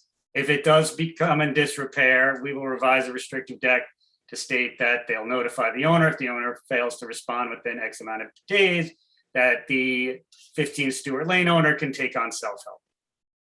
Right, okay, boy, when you're using the word, the entirety of Stewart Lane, you don't mean that, right?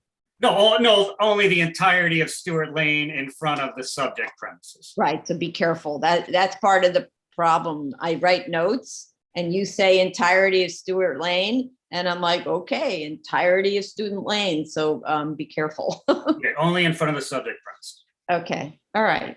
So I don't find the builder's pavement. We have the builder's pavement plan, right? That was submitted? We have not submitted a builder's pavement plan, no. Submit that to us because I don't believe that's been filed. I'll check with the architect. We did revise the plans to show that area will be repaired. Okay, assuming there is a builder's pavement plan, which I think should have been done by now for this project. Well, the application we're waiting for approval, but I'll check. It could have been done. I'm not sure, but I'll find out right away. I'm not saying an approved BPP because you still have all these open issues, right? But at least a drawing of a BPP, we don't have one, right? I'm looking in the set. I don't see a BPP. Maybe that's one reason I'm confused, because I don't see what normally we see about what would be improved.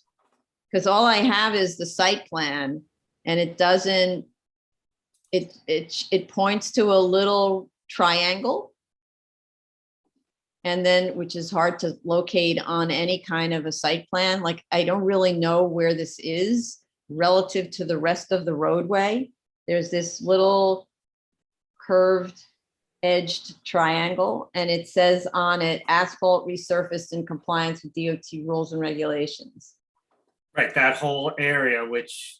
But you say it's a whole area, it's a small area. That's why I'm confused. And I can't tell where the rest of Stewart Lane is. So in this drawing, you can't tell that. It's just this thing in isolation. So maybe you need a drawing where it pulls back to show in context where this site is on Stewart Lane. I mean, I'm assuming, because I'm trying to remember, that this is a dead end.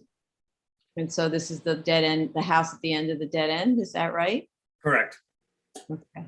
So So, when the meets and bounds drawing is provided, that will show the entirety of Stewart Lane, and then we could also circle this to show this is the area that will be repaired by the applicant. okay, that's good. All right, Madam Chair? Yeah. May I suggest, we already have a very good radius diagram.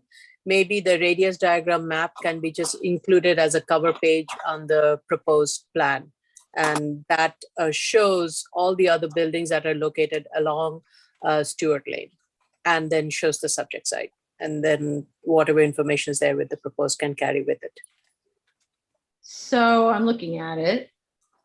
And I have to admit, I don't understand it.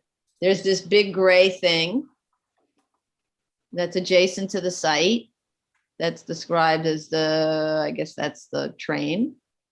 And then That's the Stewart train Lane- tracks, correct? Right, and then Stewart, see, that's the thing is the radius map is this big gray thing that describes Stewart Lane. And then it kind of grays out into these adjacent properties. For me, it's not clear enough which is the actual roadbed. Because these area maps, these radius maps, in this case is about tax lots. It's not about what's the roadway. So, and it has to do with who owns Stewart Lane. So whoever owns lot 7. And then there's something else called lot 73. Is that a house? Like what is it? I would rather see something that's more typical of what a surveyor gives you. Okay. This is too for me, fluid. But when we do, just to prep you, so when we do get the survey, 73 is just a vacant property that's not part of the easement. But Right. the survey will show that, and then it'll be clear that Stewart Lane runs from Depew to the dead end, to the train tracks. All the way to the train tracks. But it can't be as wide as going, it's as wide as what's shown on, it's got 111-foot width on along train tracks. You wouldn't make that the easement, the access easement. That is part of the easement. Okay. That's all. Okay. All right. Well, let's clear that up with the information. Okay.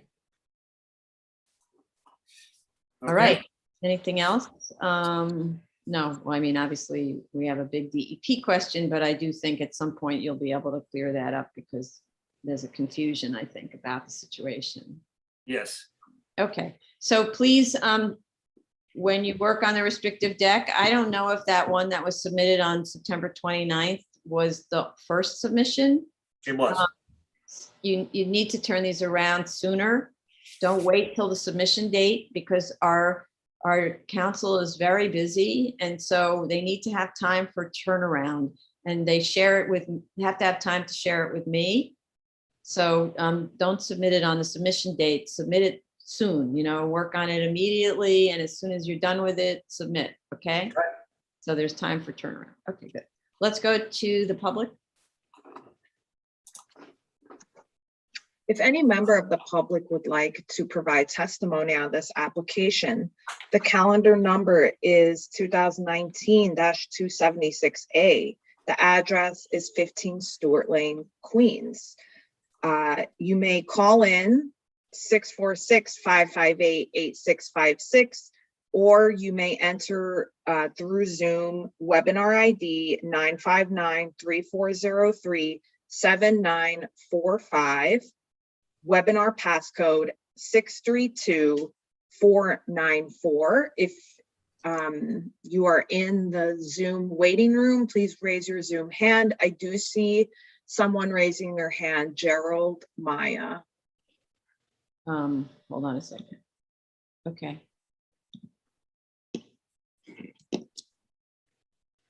And when you're muted, so please unmute yourself, Mr. Maya. Please unmute yourself.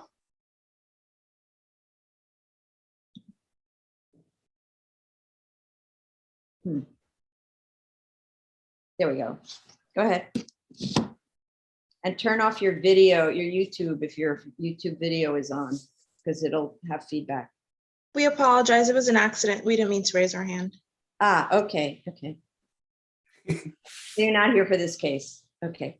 All right, so I don't see anyone else calling in. So obviously DEP is the main open issue.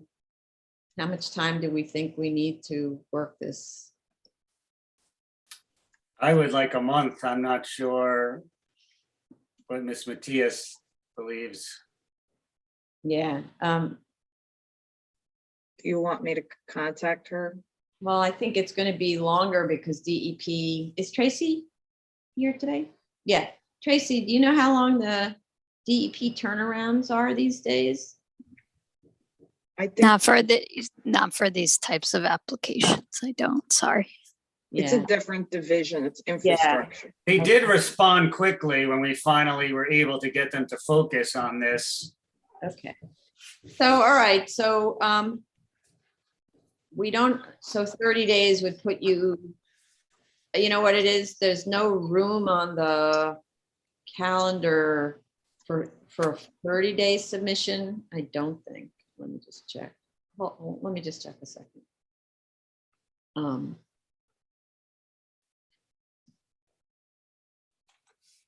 So a 30-day submission would put you, what's today? Yeah, there's no room on the December 6th calendar. So the earliest we could put you on is early January. That would give you till mid-December to work that out. So maybe that's the best. Okay. I'm trying to think if there's any way to do it earlier, because it would, if DEP offers a letter of no objection, would there be submission other than the survey and the restrictive declaration? We don't have room on the calendar, the next two calendars is the Okay. point. Okay. So they're very heavy calendars. So so the best I can do is first week of January, or it's really January 10th. January 10th for the hearing. For the hearing, and December 22nd is the submission. Okay. Okay. And there, if everything is satisfactory, can you close and vote on that day as well? No, because we don't do closed votes, but we could put you on for a vote for the following hearing. Okay, great. Thank you. So, and obviously this being an open substantive issue, we can't close. Okay. Okay. All right. So, good. All right. So, oops, 110 hearing. Okay. I have you down for a 110 hearing. Okay. All right. Thank you. Thank you. Thank you. Thank you. New cases. Item number 19, calendar number 2020-67A, 1 Ballard Avenue, Staten Island. Madam Chair, we just received a letter from DOT. Oh, on this one? Yep. Hmm. Do you want me to read it out? Sure. I'm seeing it here, but sure. Go Okay. ahead. But I think primarily what DOT is saying is that there are no capital projects at this location. Capital project HWR 890 has been canceled, and DOT will soon notify this to the community board. There is a Department of Environmental Protection project SE 818 for sanitation and storm sewer on Sheldon Avenue between Ellsworth Avenue and Delmar Avenue. Please contact DEP. But DOT has completed its review and has made a couple of comments, which is regarding providing upgrading the pedestrian ramp adjacent to the property to comply with ADA and in compliance with DOT requirement. And the applicant has proposed a 10-foot wide curb cut adjacent to an existing tree. That curb cut needs to be removed or relocated elsewhere to meet the requirements. Okay, so the critical one is they canceled that project, right? Notify them, and they didn't let the community board know. Okay. Okay, thank you. Okay. So who's the applicant for this? Dale, good morning. Oh, sorry. Go No, ahead. that's fine. I was going to summarize the letter, but Vice Chair Chanda did it for me, so thank you. This is an appeal, so I don't believe I need to be sworn in. Is that No. correct? Right. Okay. Yeah, just to confirm, we received a copy of the DOT letter. That really was a threshold issue to resolve. We're aware of the items that were listed, and we'll be able to address them in a follow-up submission. Really, there's not, I think at this point, much more substantively to go over. Just to confirm for the board that in conjunction with the DOT letter, we'll prepare the builder's pavement plan, taking into account all those items. DEP had also requested a site connection proposal that was ready to be filed, and it was on hold because we were waiting to find out what DOT was going to say, but we'll prepare that for the next submission. And Chair, as you noted, the fire department hadn't issued any comments yet, but if a letter is issued, we'll respond accordingly when it's required. The only other two things that I would just mention quickly that were discussed during review session is it's noted in the DOT letter, but Vice Chair Chanda, the mapped width of Woodrow is 100 feet.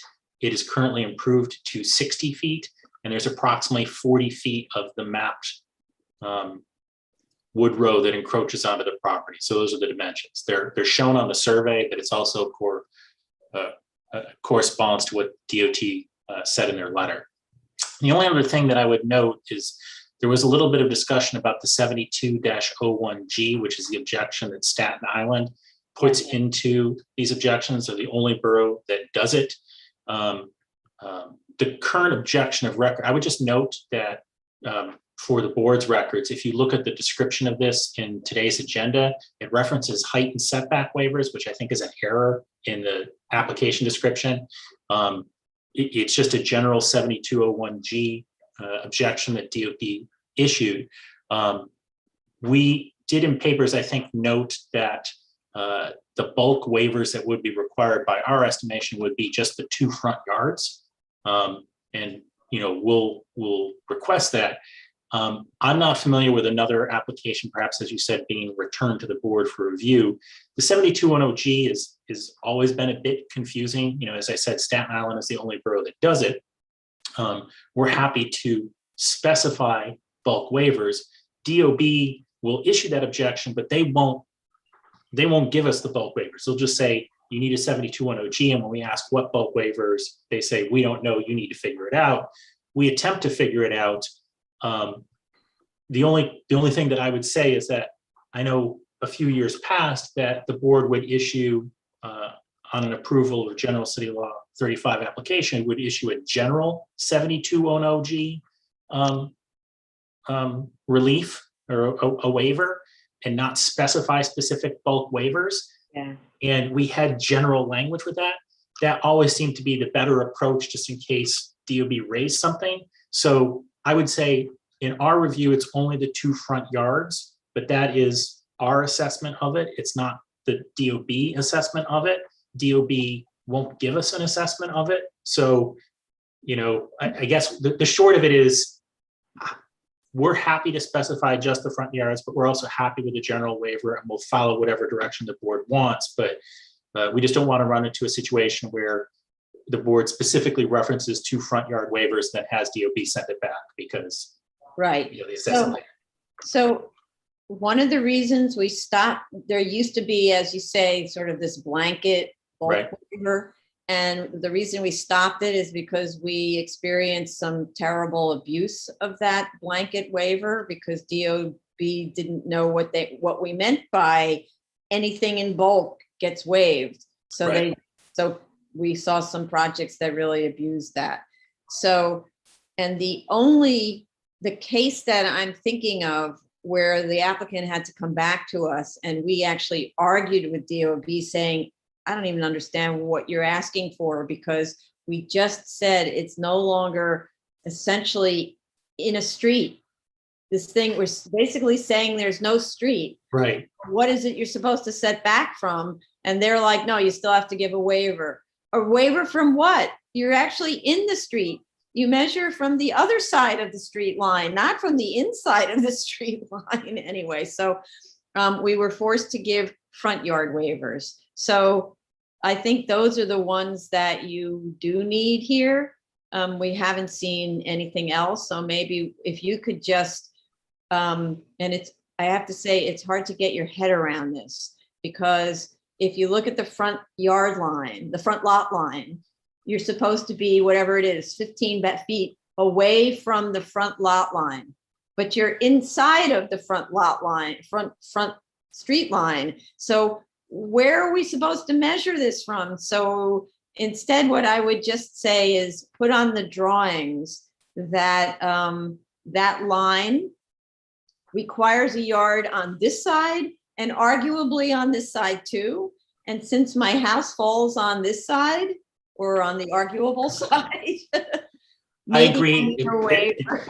It sounds like the board and our office are in unison on this approach. We've always approached it that basically if you measured from the theoretical map line, that it would be a negative front yard we're proposing. Right. So that's the way that we've approached it. So we'll continue in papers to reference waivers for those two particular front yards. But I just wanted to note that we agree with your conclusion, and we'll do our best, and we'll follow whatever direction or lead goes forward. So I would recommend actually show it on the drawing, Sure. Not just in your paperwork, because DOB won't see that paperwork, right? Actually show the front yard line on your drawings. Right. On both sides. It may already be on there, but we'll confirm that. So we agree. We agree.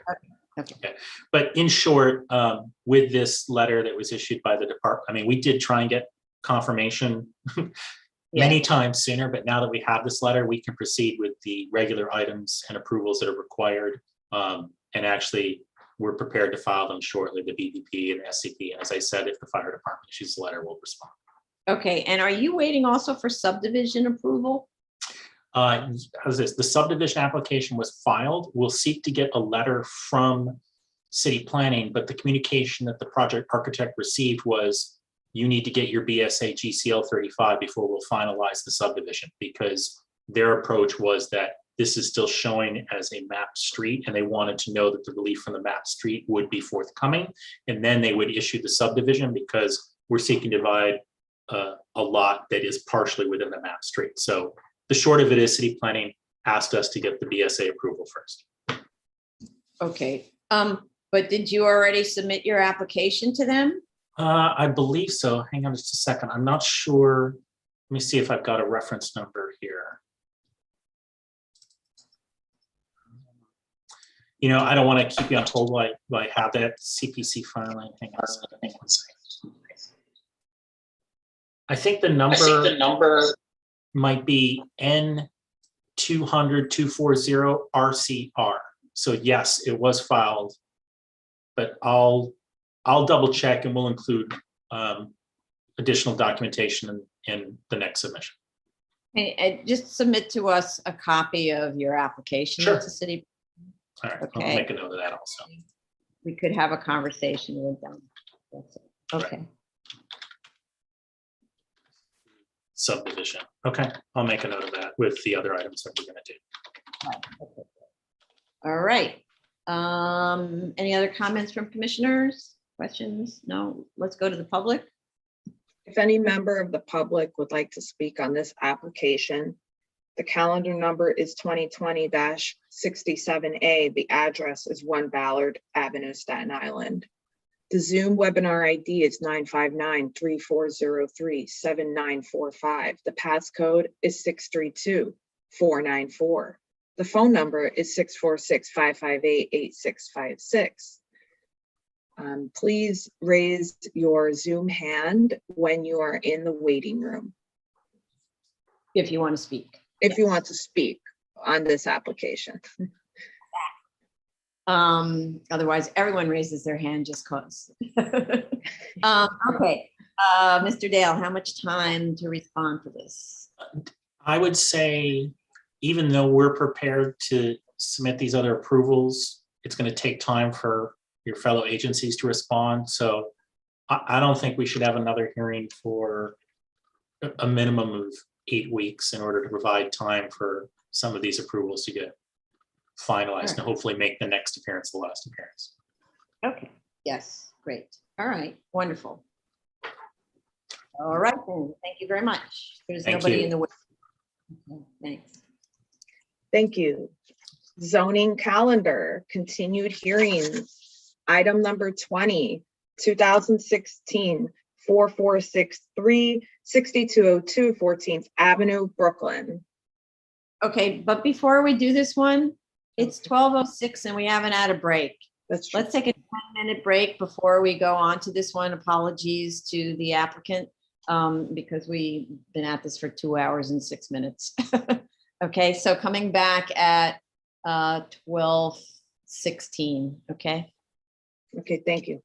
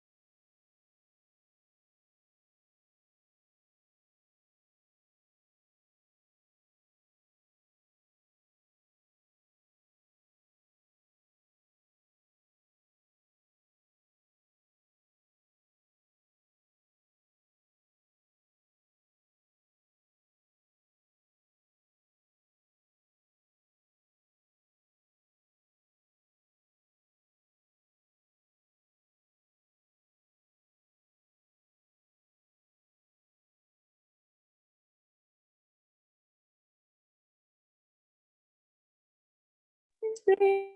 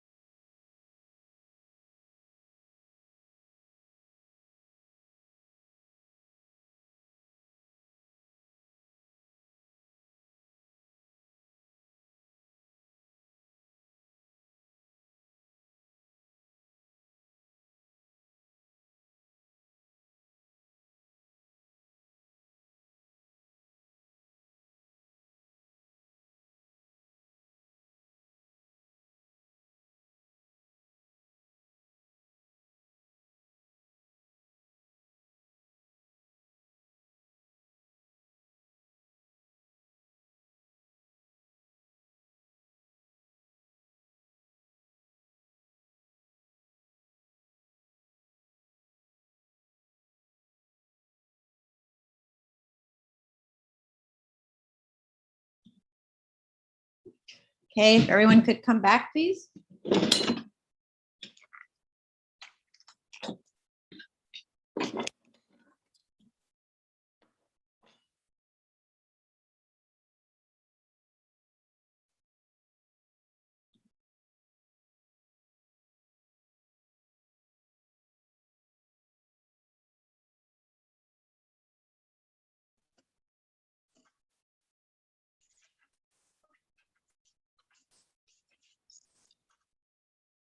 Okay, we have everyone. We can begin the recording again.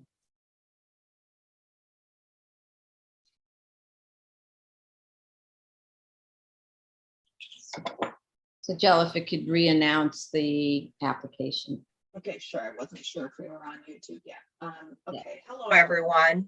This is the New York City Board of Standards and Appeals. We are commencing the public hearing for October 19th, 2021. The next items are on the zoning calendar, continued hearings. Item number 20, 2016-4463BZ, 6202 14th Avenue, Brooklyn. Okay, we have Goldstein already in. Hi, sorry, yeah, we're getting put in right now, so just 1 minute. Yeah. And who else is on your team? I have Mark Mariscal and Jacob Gutman. Okay, Okay, I see them. They should turn off their camera if they can to raise their hand turn on. the camera. or turn on.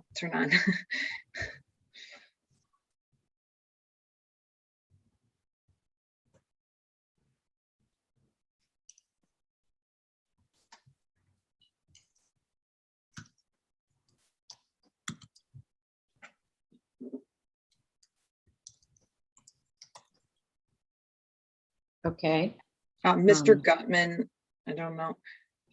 He may not have a camera. Okay, I will, read that. Mr. Gutman, can you unmute yourself, please? If you don't have a camera.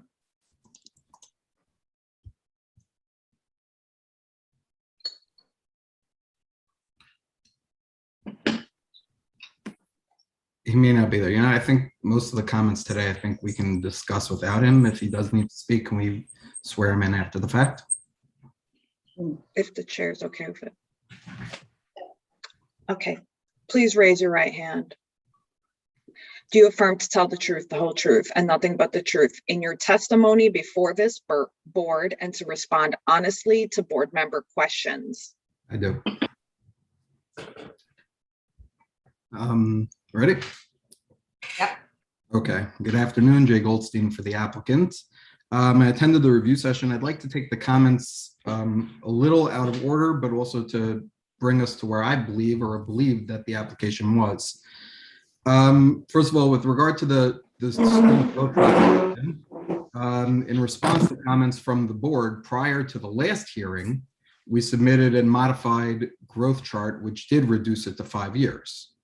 And we showed that at the end of 5 years, we're occupying 48 out of the 51 classrooms with 1,110 students.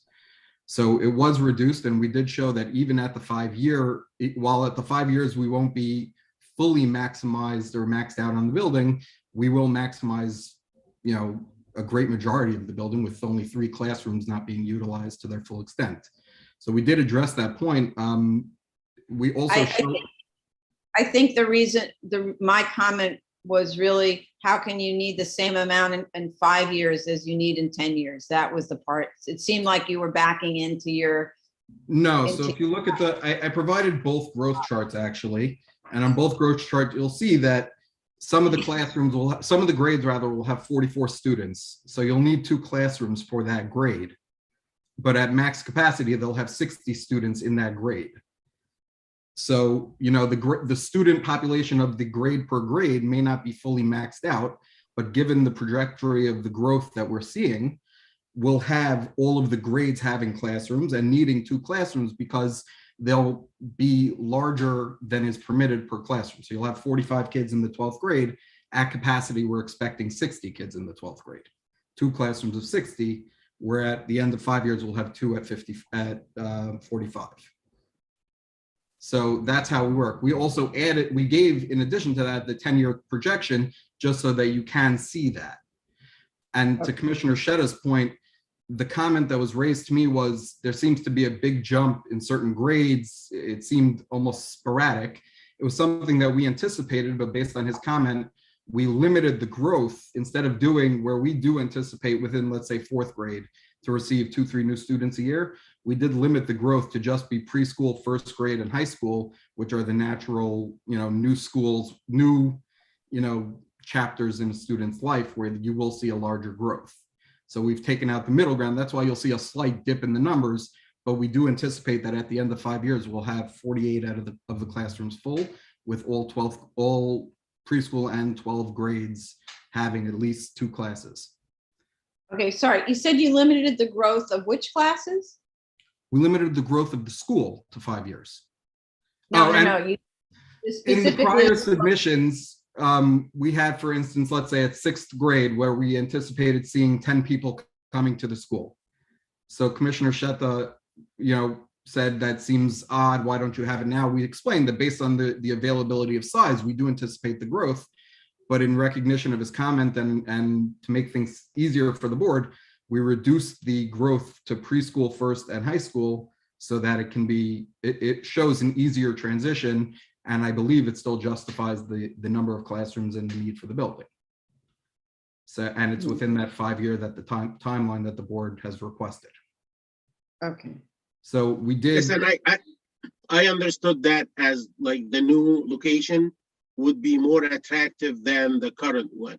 That's why the rate might be higher than the current location growth. Right. So that was true. We also, though, to simplify matters, took out the random 4 kids in 6th grade, 3 kids in 4th grade, and just kept it simple to preschool, 1st grade, and high school, just for ease of review. I think that your statement is true, though. We do anticipate when we go in and there's more space and it's a new building that you will see an influx in other grades as well. You also have people who move to the neighborhood, move from other parts of the area that will send their kids here as well. So you can't. And when you limit it to preschool, 1st, and high school, it's because those are the entering years for each of the schools, you mean? So kids will come to the high school, maybe from a different lower school. Correct. Is that right? Oh, okay. Okay. You will see, I mean, you'll see a feeder from the elementary school and the preschool. Obviously, everything's a direct feeder, but you will see, you know, in those grades, you're not starting fresh. You're going to start when you go into first grade. If you have a kid you want to switch into the school, you're more likely to switch in first grade than in fifth grade, for instance. Right. Okay. So we did, so the growth projection is only limited to the 5 years. It's not the 10 years. I apologize. It wasn't in my last submission in response to the February hearing because it was handled at the October hearing before that. So I didn't see the need to respond to it. I apologize if it was unclear. Similarly, with the bulk of the building, Madam Chair, you mentioned a number of concerns, many of which have been addressed, a number of which were addressed after the last hearing. So with regard to the building itself, the comment about the cellar, that the board was concerned when we started that it was a double height cellar. In response to that, we actually lowered the whole building by 1 floor.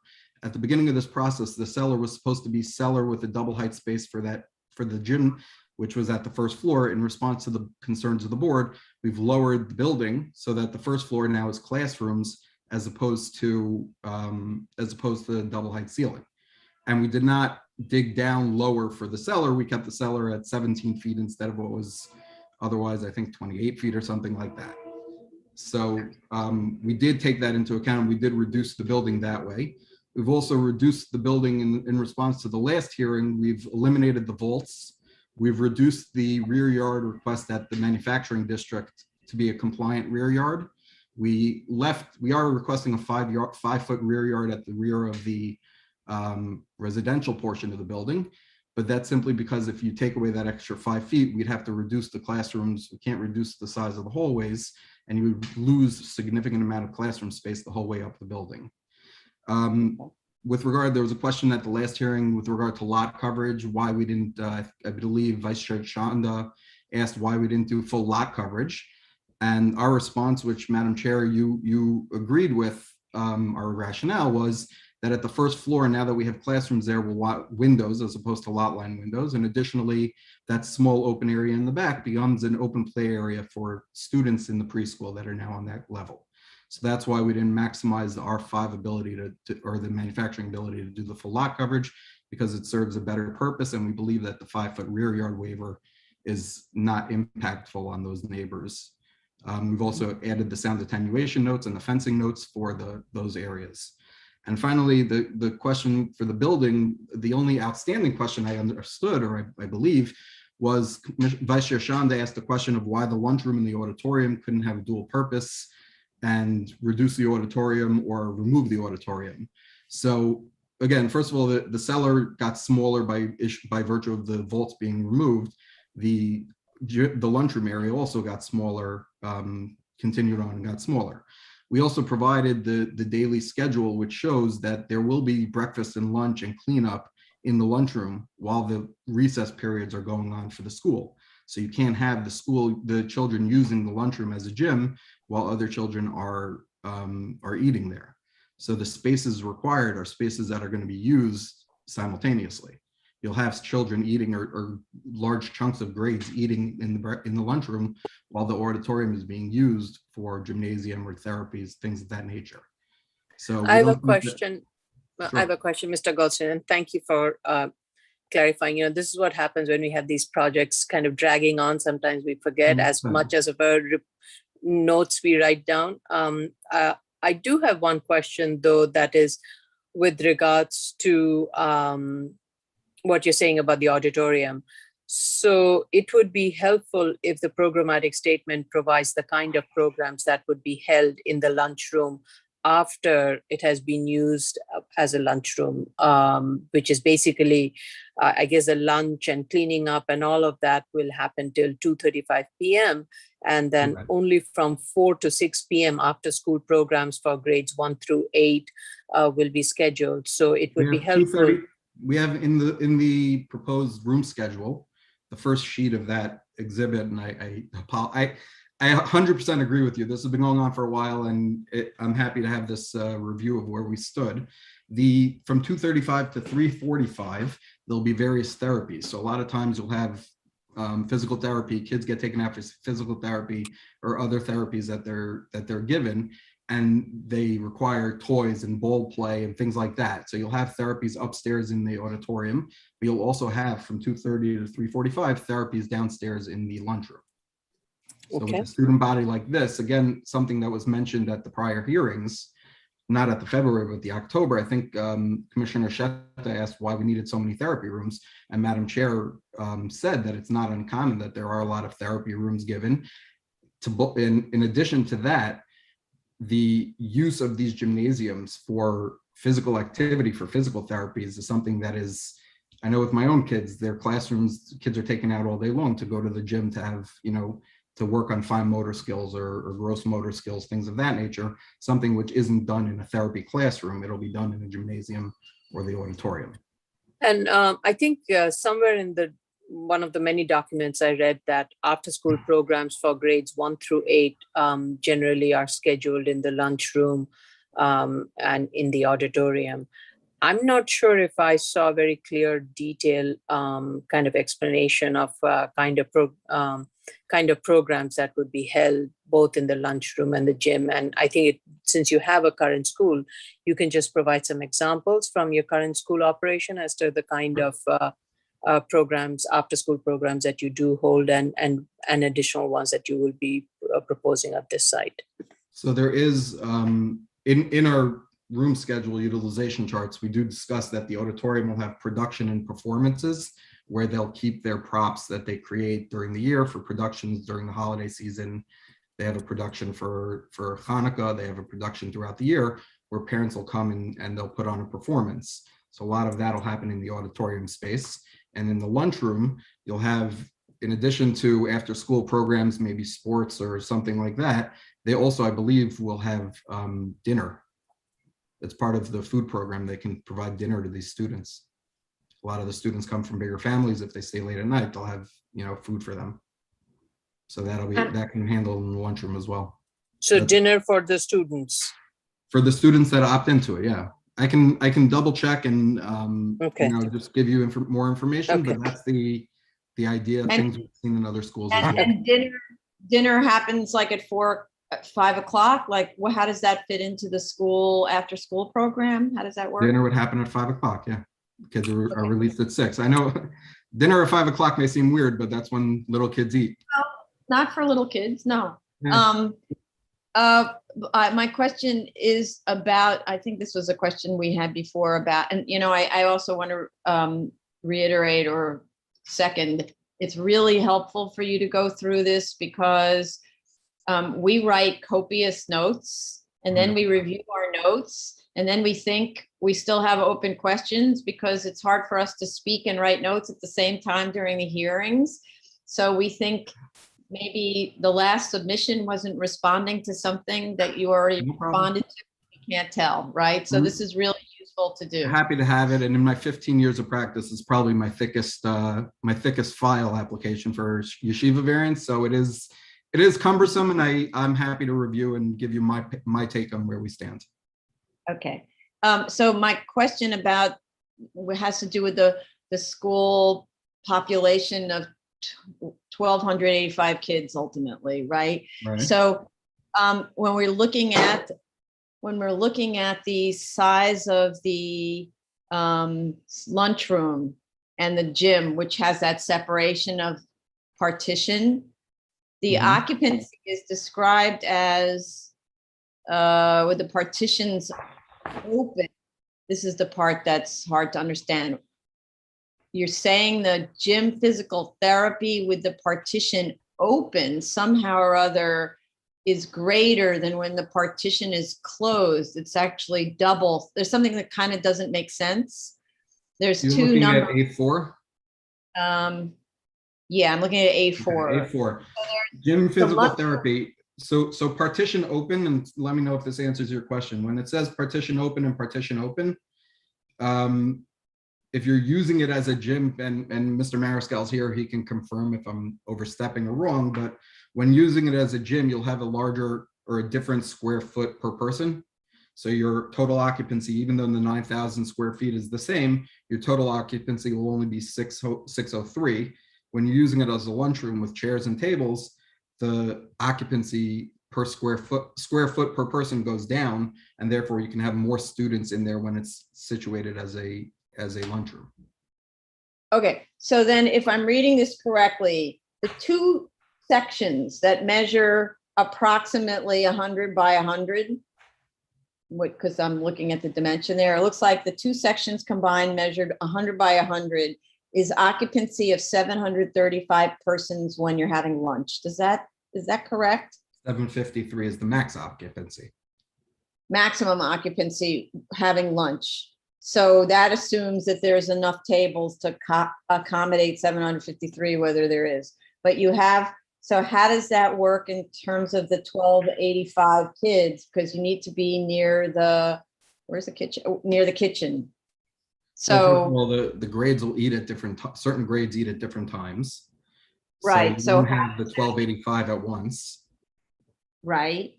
And then I'm not sure what the rest of your, So that's my question is, what is the lunch schedule?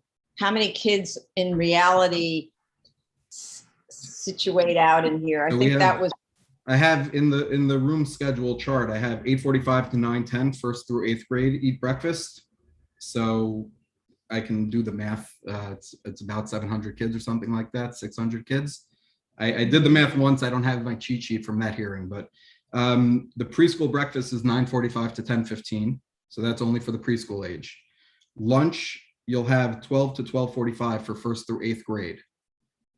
And okay. high school lunch is 12:55 to 1:30. So, And then you have cleanup. so my understanding was that, and I read this, and correct me if the numbers are different, that between, that you have 1,000 children who are in that lower school. So if they're all eating at No, the the same total time- school, preschool through high school is going to be 1110 at the end of 5 years. I thought it's 1235 at the end of 5 years. At the end of 5 years, 1110. At the end of 10 years, it's 1285. But that's Right, so I'm preschool through high school. I'm looking at the 1285 number. Okay. So the 1285 number, how are you accommodating what sounded like 1,000 lower school kids who would all be eating lunch at the same time? Because it seems like you don't have occupancy for that in the lunchroom. 90 times 8, first through 8th grade, at the max occupancy after 10 years will be 90 kids per grade. That's 720 kids. Okay. High school and preschool have separate lunch schedules from the rest of that population. I think it's only 720 kids from middle school down. Correct.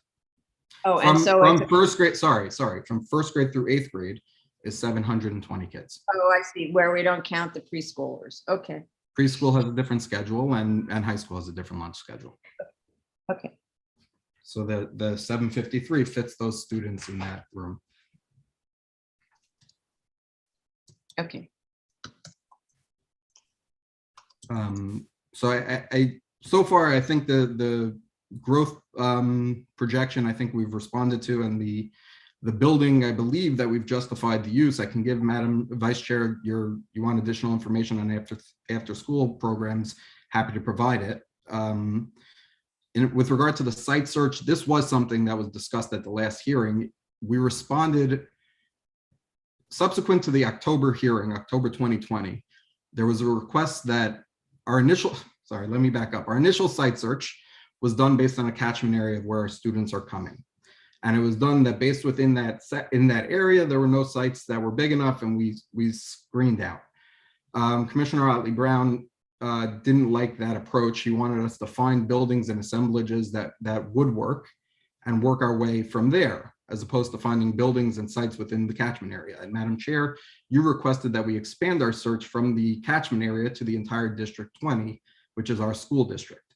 We did that, and the letter that was given is from the broker, who said, based on the criteria of the school, which is about 70,000 square feet that we require to meet our programmatic needs, given the low density of the surrounding areas, there were physically no properties, even assemblages. And we went through and tried to find, or he went through, sorry, I know that you don't like when I lump myself together as one team, but he went through, tried to find assemblages where he can group 2, 3, 4 buildings together and create a building that could, in an as-of-right district, meet our programmatic needs. It was, again, his results were that there were no properties available. And I understand while the board doesn't like it and the board wasn't happy with the way we went about it, in this situation, because of the size of the building need for the programmatic needs, that was the outcome. And I think the board at that point agreed with us that we've done our due diligence in terms of alternate site search. We didn't take this at the time. I had another preschool that was being, that I had an application for, and we did do it the way the board was requesting. And we were able to find sites that were, that could have accommodated, but for whatever reason, we screened out. In this situation, unfortunately, there were no sites that could even accommodate what we're asking for. Okay. And the Okay, so board, I think, I'm just posing this directly to Commissioner Otley Brown because she's always the one who's asking the most of the questions about site search. Are you satisfied with the site search now? Yes, I was satisfied with the site search after they expanded it to look at availabilities as opposed to doing their more targeted analysis where they were kind of like, well, less targeted analysis rather, where they were just looking at everything, whether or not it was available or not. I didn't buy that. I like the fact that they changed it. So I was fine. Okay, thanks. okay. So I think that resolves that question. The next question with regard to restrictive deck for the parking lease, it's almost a year since the hearing because of the mayor, not the mayor, the governor, I apologize. So the lease that we had was scheduled to start right after the, that hearing that we were supposed to have in June. We can go back and get an extended lease and we'll work on the restrictive deck. I've seen other examples of it, and we could put a restrictive deck on the property to acknowledge the fact that there'll be bus parking away from the site. Okay. I'm just curious though, since this particular school entity has a lot of need for bus parking, or maybe, actually, I don't really know how it works. It might even be a bus company that does this, but that has the need for a lot of bus parking that they own rather than lease these sites, because the problem, as I said, is we're finding all the time development sites that are being used for bus parking. And the idea of tying up your really good development site with buses on it, and then no solution for the future of the buses seems very short-term. I mean, it's extremely short. It's it's a rock and a hard place. It's something that I've been working on for years, actually. When sites come past my desk where I do see sites that could be used for parking, we do bring it to the schools. Unfortunately, the money involved or the clients don't want to pay, the owners at the time don't want to sell it. It's an idea that's a great idea. Trying to make it happen in New York City is a little tougher. So I do understand it, and it's something that they're open to, but it's not that easy, unfortunately. You would think even like to build parking decks, I may be wrong, but I think parking decks are a lot cheaper to build than a building, an enclosed building. And that, and to build a multi-level parking deck for bus parking would actually be a great business. So, if you drive through East New York along Atlantic towards Nassau County, that's where Consolidated has all of their bus parking. They don't have the stackers. They don't have, parking pads or number of stories. It's all kind of one story. I guess it's just much harder than, it's not my area of expertise. I guess doing something like that may be much harder than we think.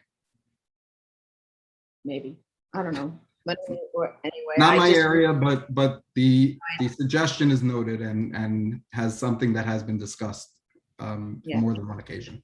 Because more and more, this is the kind of pressure that's placed on neighborhoods by these buses is not acceptable. And so we need to have a long-term solution. And I really encourage all the people involved with using these privately owned buses that don't return to, like this public school bus storage facilities to work on a solution, because this is not a. They are. I think they've been working with DOT actually to figure it out. So the next comment with regard to the open school safety and DOT. I think that is the only seeker item that's left open. We have been working with DOT, although I know you mentioned August 2019. During COVID, there was a blackout period. Subsequent to COVID, there was the summer break where we were blacked out based on seeker. Subsequent to that, there was the red, we were a red zone where we weren't allowed to do pedestrian traffic analysis. And then there was holidays again. So we've gone back and forth where we've given them what they wanted. They've come back with comments, but scheduling the testing has been trying, to say the least. That said, we've done the testing now and it's being formulated and will be submitted to them shortly. So I do hope that that will allow me to answer, first of all, DOT's question, school safety's question, and more importantly to me, Commissioner Otley Brown's questions with regard to the application. So we hope to, while we have been working on it, we hope that it's almost at a point of resolution. Okay. If there are no other questions about the building or anything to this point, I'm happy to answer any other questions to this point, but I think I addressed the board's concerns. The last point that I'd like to discuss is obviously the school, 7319 and the definition of school. So, Madam Chair, you asked today for a determination from State Education Department. We previously submitted a letter from SORUS, which is State Education Department Office of Religious and Independent Schools, that did find that we should be treated as a school in good standing, that it says the last. Not what it says, that was the problem. So we needed them to it didn't actually say that. We need an actual reference to 3204 so that we can know it's a 1210 school. So it needs to say what 3204 says, which is, one of the problems is that we get things from every school that comes to us for these 7319s that gives a thing to us from State Education Department that it's like for charter schools, there's a charter. For private schools, they give us a different kind of a document that's a formal thing that's approved by the State Education Department. And so I actually don't know what it is that the State Education Department does for, say, religious schools. That's what we need. The letter that we got just basically was sort of, I don't know, it was just it's nice or something. It didn't ever say that. We encourage that the school be treated as a school in good standing in New York State, is the closing statement of that letter. That SORUS is the State Education Department that handles private schools in New York City and in New York State. They asked that we be treated, or they recognized us. All I did was call them and say, hey, I've seen you give letters for other schools, for other private schools. I've seen it in Meish Friedman's programmatic needs study. That's how I got to SORUS, and that's why I called them. They issued the letter saying that we're a school in good standing based on our programs, based on everything we're providing. In addition to the letter from SORUS, I submitted the Article 43 certification, which is the preschool certification, which is only granted to schools. It's only granted rather for preschools and nursery that are in connection with the school in New York State, or in New York City rather. So we submitted that Article 43 also, which is just another testament to the fact that the Department of Education is viewing us as a school by virtue of the fact that they've given us the certification and that they've given us this letter. And furthermore, what we tried to do in our last submission, because that's what I thought the chair was asking for, is we provided you with the documentation from Title I, Title III, Title IV, all of which are programs where the school works directly with the Department of Education to provide supplementary services to their students, educational services to the students, continuing education to the teachers, and meal plans, textbooks, all of that funding, which is tied to the school and their program. We provided the evidence that we are part of those programs as another, just, I guess, proof to the fact that we are a school in the eyes of the State Education Department and in the eyes of the Department of Education. So and we provided the analysis in my papers, which is what I've seen. I went after you questioned it. I went and looked at other applicants, and that's exactly what they've done as well, to discuss the 3204, 05, and 3210 requirements and how we meet them. When did you submit that letter? I only see the SORUS letter. When did you submit that other letter? Which other letter? You said there's a Soros letter? Right? Article 43. Yeah, in our last submission, we submitted a letter from the school with the No, not attachment, from the school. Oh, with an attachment. with attachments that had the worksheets from the Department of Education. So these are New York City Education. New York City Department of Education sends after-school teachers, essentially that's what they are, for Title I programming, to for remedial help in curriculum items. And that's what we provided, proof that New York City Department of Education is sending their teachers, their certified teachers, to provide education and services for that program, which is only available to schools. Right, but I don't want to get into those things because I don't even know what those things are. I'm just looking for the letter from the state education department. When was it? Sorry, Kurt? Before the That's- October hearing, or in response to the October hearing, maybe. I see school letter. That's the school The letter. Soros letter was submitted on January 21st, 2021. Right, so January 21st, 2021. That's the one that's called the Soros letter, right? right. Yeah. And it says,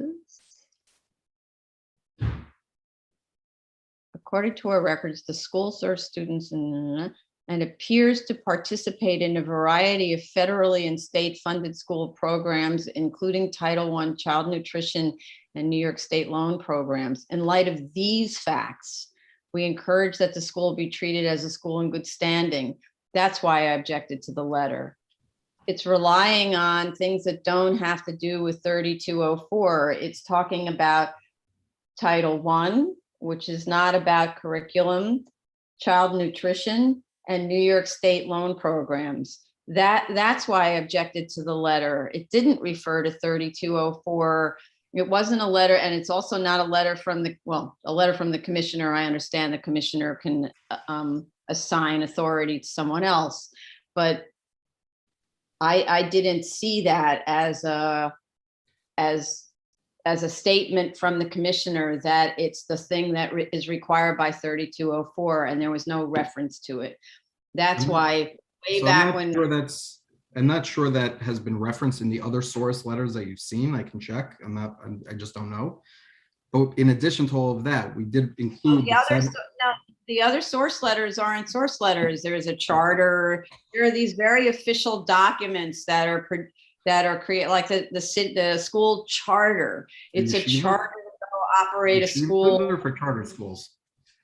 Well, I'm just using for charter schools as an example because it's the one that I'm familiar with. By the way, 3204 was changed very recently. There was an amendment to it. So I'm looking at the current law, and the current law is the thing that says the commissioner shall.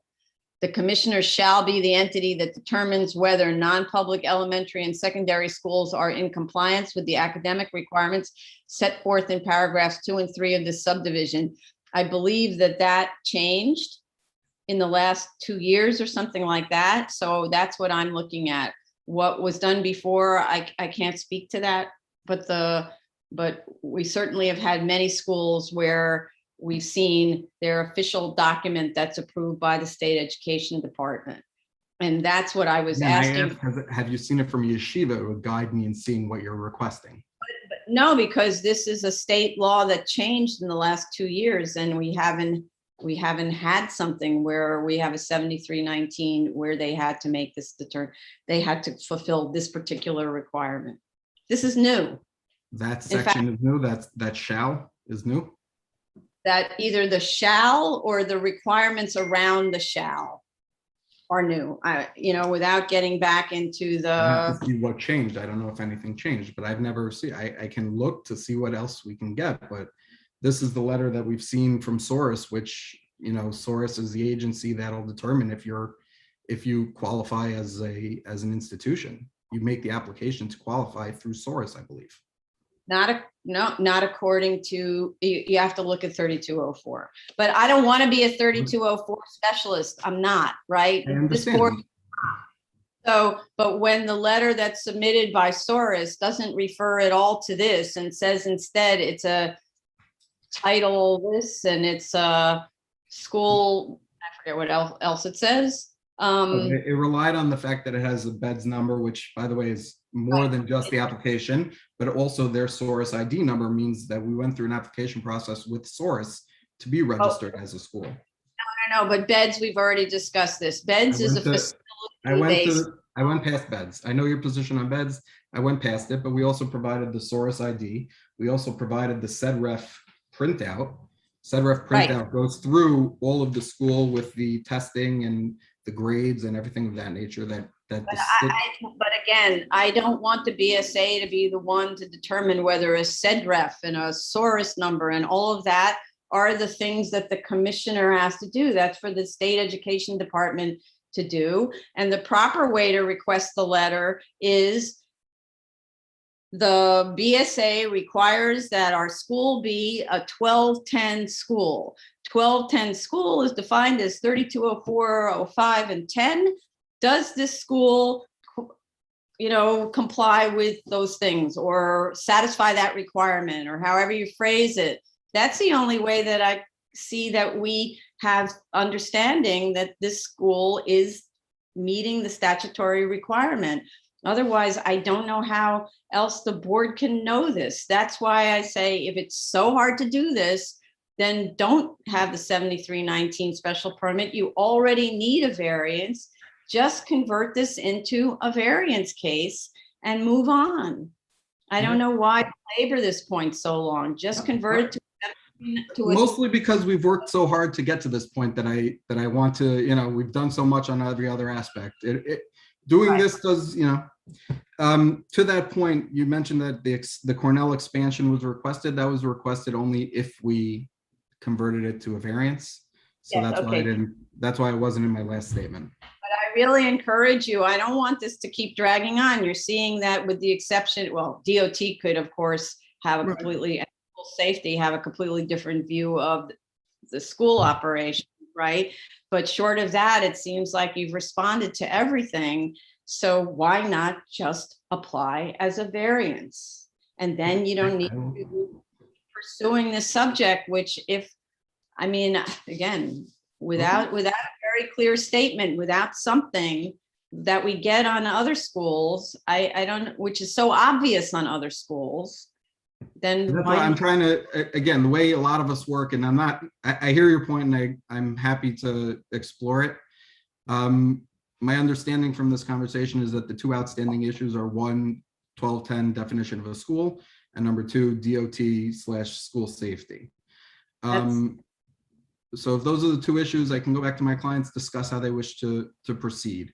The only reason I'm, we've spent months and months in my office, forget the client, forget everyone else, analyzing other cases, other programmatic needs for yeshivas, not for charter schools, because yeshivas are, well, every yeshiva may have a somewhat different pedagogy. It's all basically yeshiva is a yeshiva and their applications are the same. I've been looking for what documents they've sent in their programmatic needs, and I'm trying to figure out what the chairwoman is asking for. I now see what you're asking for. I don't know that I've ever seen it in another application as clear as you're asking. So I can try, I can see if we can get something like that. It just may be not something that's given, but I can see. Okay. It's just what the law is telling us to do. I'm just trying to comply with the law. That's all. Simple. I understand. Okay. All right, then. Let's see if there's anybody from the public who would like to speak on this.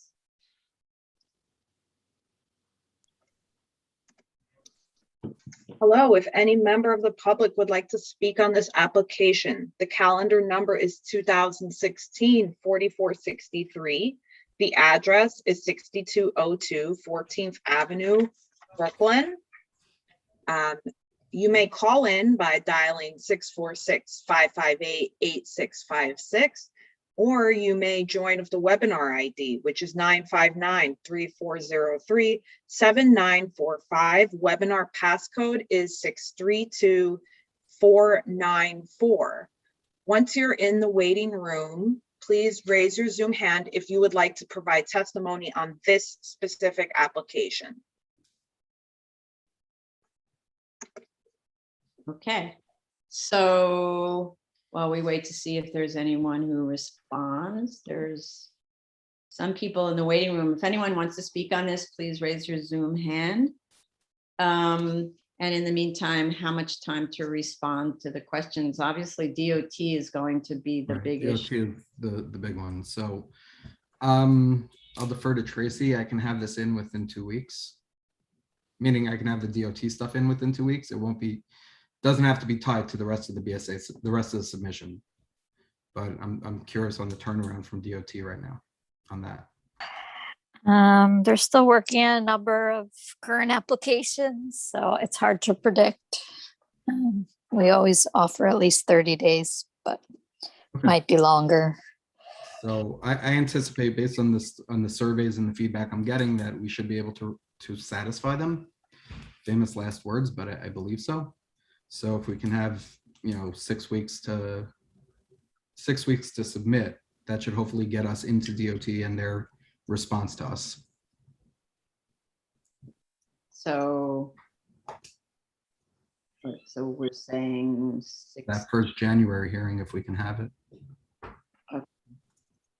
Does that sound reasonable, Tracy? There are some holidays, so Christmas and all that stuff, yes. Can we just Here. finish a month of holidays? I'm just back. I don't want more holidays. You did, but others didn't, no. More. it was Election Day, Veterans Day, Thanksgiving. Right. Maybe the end of January? Okay. Does that work? Be Tracy? safer. Safer, okay. And January hearing. So it ends, but it doesn't really matter because with DOT, it's not a submission date. It's Right, a I'll term. submit DOT when it comes in, and that'll be rolling, but my submission on the other 2 items will be on target. Okay. Okay. So on target, I just want to tell you what they are. So end January hearing is January 5th submission Okay. for you, your What's the submission. hearing date? The end January would be a January 24th hearing. 124 hearing. Okay. Just to clarify, so the outstanding issues that I understand, as I understand them, Vice Chair Shanda, I'll give you some information on the after-school programs and the utilization of the auditorium and the gym and the lunchroom rather. This question 7319 1210 definition, and then DOT. I'm not sure. I think that those are the only issues that we have remaining. Yes. Okay. All All right. right. Thank you very much, everybody. Bye. Sorry, just really quickly. So 3204, according to Westlaw, this is a comparison between the version that was effective in 2008 until 2018. And then I believe the language that is being discussed today is this subdivision that says the commissioner shall be the entity that determines whether non-public elementary and secondary schools are in compliance with the academic requirements set forth above. Would you mind sharing that's- that with me, Kurt? Yes, we can absolutely send that to you. Okay, I'll take a look. So that's the difference. I'm sorry. So repeat that date. That's the difference between. So the version effective April 23rd, 2008 to February 2018, there was a brief period between February and April in 2018, and then April 12th, 2018 is the current version. But we'll be happy to share all 3 versions with you, Jay. Okay. Thank you. I appreciate that. And did you want the RD, the restrict for the Yeah. bus parking? Oh, the right. bus- Sorry. Yes. Okay, just to remind you, since you said. Yeah. Got it. Okay. Okay. Thank you very Thank- much. Appreciate it. Yeah, if you have a draft of that, like we could send it to DOT too. They like to look at that sometimes. For the bus parking? Yeah, That's a good. Yeah, that's a good idea. You want the lease or the restrictive deck? Tracy? I guess the restrictive deck. Or just mention in the submission that you will be, what you're planning, at least at a minimum. Okay, well, it'll be part of my, I'll submit that as a, rolling submission as well to work with council. So we'll, as it gets finalized, I'll update you. Okay, thank you. Thanks. Bye. Thank you. Thank New cases. Item number 21, calendar number 2019-179 BZ, 118 West 28th Street, Manhattan. Elise Fullader is raising her hand, Mhm. and Barbara Cohen. Mhm. Not sure if anyone else will be joining with them. We're having a little trouble, so we had the architect call in, and I can tell you the number. The number ends in 6391. Okay, Yeah, we see them. So that And should be Helen. She is the architect. What's the full name of that person? Helen Wang, I believe. I'm gonna double check because I'm scared to get her name wrong. Helen Wong, W-O-N-G.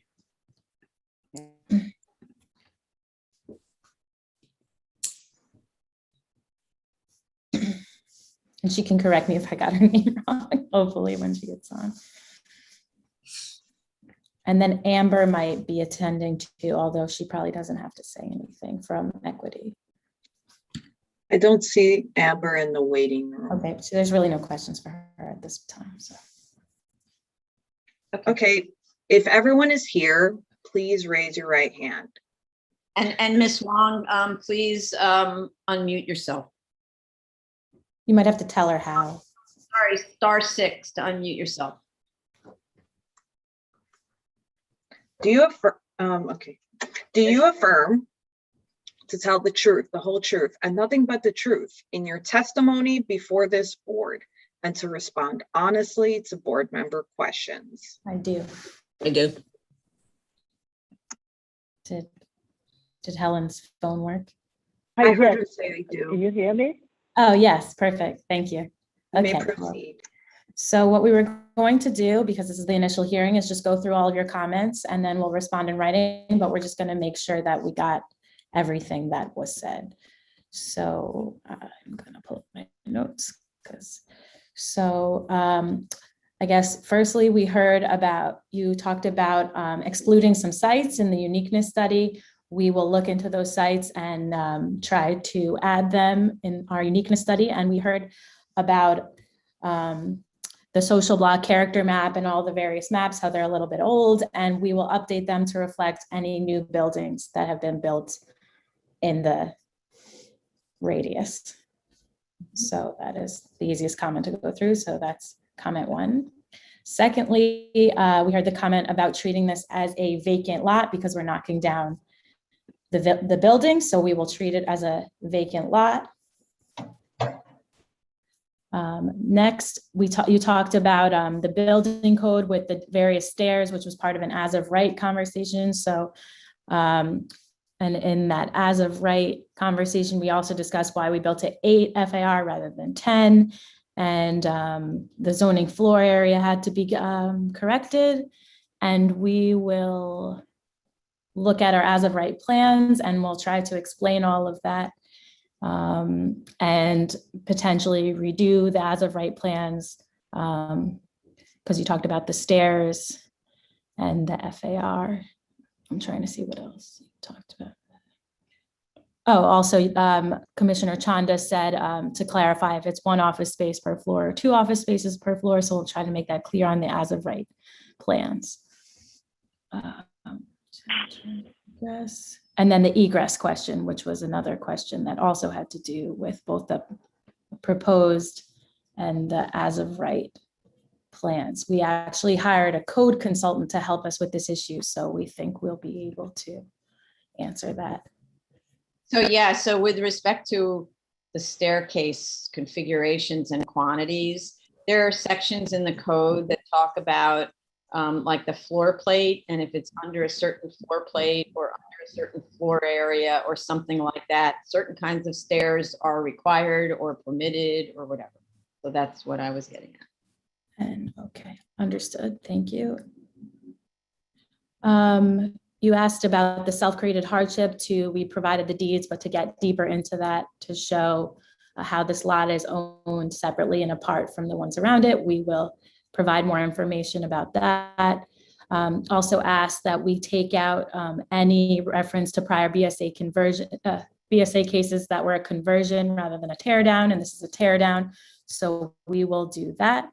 We'll also look, this was a bigger question about the rear yard and the front setback. We studied a lot of different types of configurations for this building, and so we probably actually have that as one of our choices, and we'll either do that or show you why we couldn't do that, but we'll get deeper into why we're not having a setback in our rear yard at 20 feet. Social log height. And then Commissioner Sheta discussed explaining about the geotech, why it's clay, how we know it's clay. We will answer that question. You don't have to worry about that, since you're considering this as a vacant lot. Okay. You don't have to worry about it. Okay, no problem. Thank you. So we'll make sure to just really clarify that this is we're looking at this as a vacant lot. But And this is also subject to a condition that the construction does not include any crazy foundation elements. My understanding is the construction cost will be done based on Marshall and Swift. So that's the next part of it, is Barbara's here, because the other big thing that you and Commissioner Brown discussed. Just I want to clarify. I said I don't need geotech. Yeah. But if the construction cost shows up with crazy pipe foundation, then I reserve the right to ask for the geotech. I just want to be clear. Got it. Thank you. And then I'm going to go over to Barbara, unless you think I missed something, because we want to look deep at each of your comments and make sure we get back to them in writing. But I think the other big issue is financials. So we have Barbara here to clarify that. Okay. Yeah, good afternoon. So I'll just go through a couple of things. One, to just clarify where we're going, and then to speak briefly about construction costs and going forward with that. To answer the question regarding the office space and its layout, always keep in mind that the office rental income is always based on gross square feet of the entire floor and the entire building. So the interior layouts, whether it's 1 tenant, 2 tenants, staircases, not staircases, elevators, doesn't come into play in terms of generating the rental income. It does come into play in terms of marketability and the utility of the space, and how a prospective tenant will make its assessment. I think we also, or I heard discuss the idea of doing a lesser variance and an office scenario that would not have setbacks, to go as full as possible and to not have the setbacks, and to maintain the 20-foot rear yard. Is that something I heard correctly that we should add as a scenario? Yes. Okay. And as far as the setbacks in the front, is that as an idea, I will say that it will certainly impact the marketability of the retail space being set back. It's less visible, et cetera. So I'm not sure that's an idea to pursue. Why would it affect the marketability of the retail space? Well, if you're setting it back from the street, the visibility gets reduced. What was that? No, not to set it back. The hotels even don't have, I believe they're set back above the first floor. So the first floor is built full to the lot line. Right. In both directions. So the retail is built to the street line and to the rear yard line. And so the setback happens above.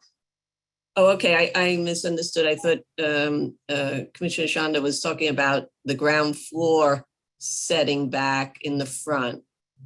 So she was talking. Correct. So there are a few hotels where the entire hotel is set back on Yes. that Yes. block front. And then there are those that Madam Chair was mentioning where you have a one-story base Right. that is built to the lot line, and then the tower is set back. Okay. So those are the two variations. I think I just want to be clear in terms of when I was asking for a clarification as to why the as of right was not built to the full FAR. From if you were to build an as of right building and with the setback requirements, I think the floor plate just keeps reducing. That's true. And that results in the issue of, the construction cost, unnecessary construction costs for a return that will be negligible or will return in negative.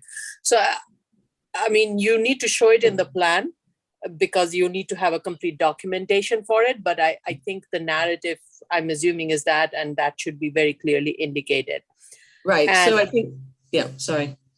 And sorry. And the reason I was also, then that led me to the next question of would a lesser variance of no setbacks in the front that would result in a bigger floor plate for the full height for the full FAR, would that cure your issue?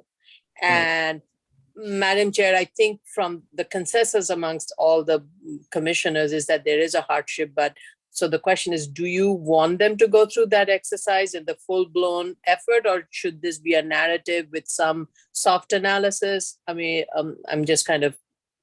So wait a second. So what I'm talking about is the drawings for the as of right, this plain old as of right, should be changed to reflect a full build out. And if it's allowed by the code consultant, or reorient the stairs so they're all the same. So you're looking at the same kind of spaces, because on the one hand, you've got the financial analysis, and on the other, where I understand you use the gross area, but on the other, you have the feasibility analysis of, is there a viable space to actually have an office, right? And where the stairs are the way they are now, perpendicular to the sidewalls, it makes the office look not viable. And then that looks sort of intentionally designed to look not viable. So I do think that as of right should be changed so it is apples to apples in terms of that. But then we're talking about the lesser variance. And the lesser variance is, what if we gave as many kinds of setback waivers as were necessary to give you great floor plates and a full 10 FAR, which is the as of right? Would that obviously would affect things. It would make a greater gross, and it would make much better layouts, right? So, which are as good as the residential layouts. So I think that needs to be done. In terms of, if we were to go with the lesser variance, then we're talking about like the lesser of the sort of the various evils, where you're giving waivers on setbacks, but you're not giving a use waiver, which is viewed as a more extreme waiver, right? So where we talk about the neighborhood character being an area where setbacks are an appropriate way to go, this is kind of lesser of evil approach in terms of lesser variance, that at least it's not also a use waiver. So I do think that needs to be looked at as well.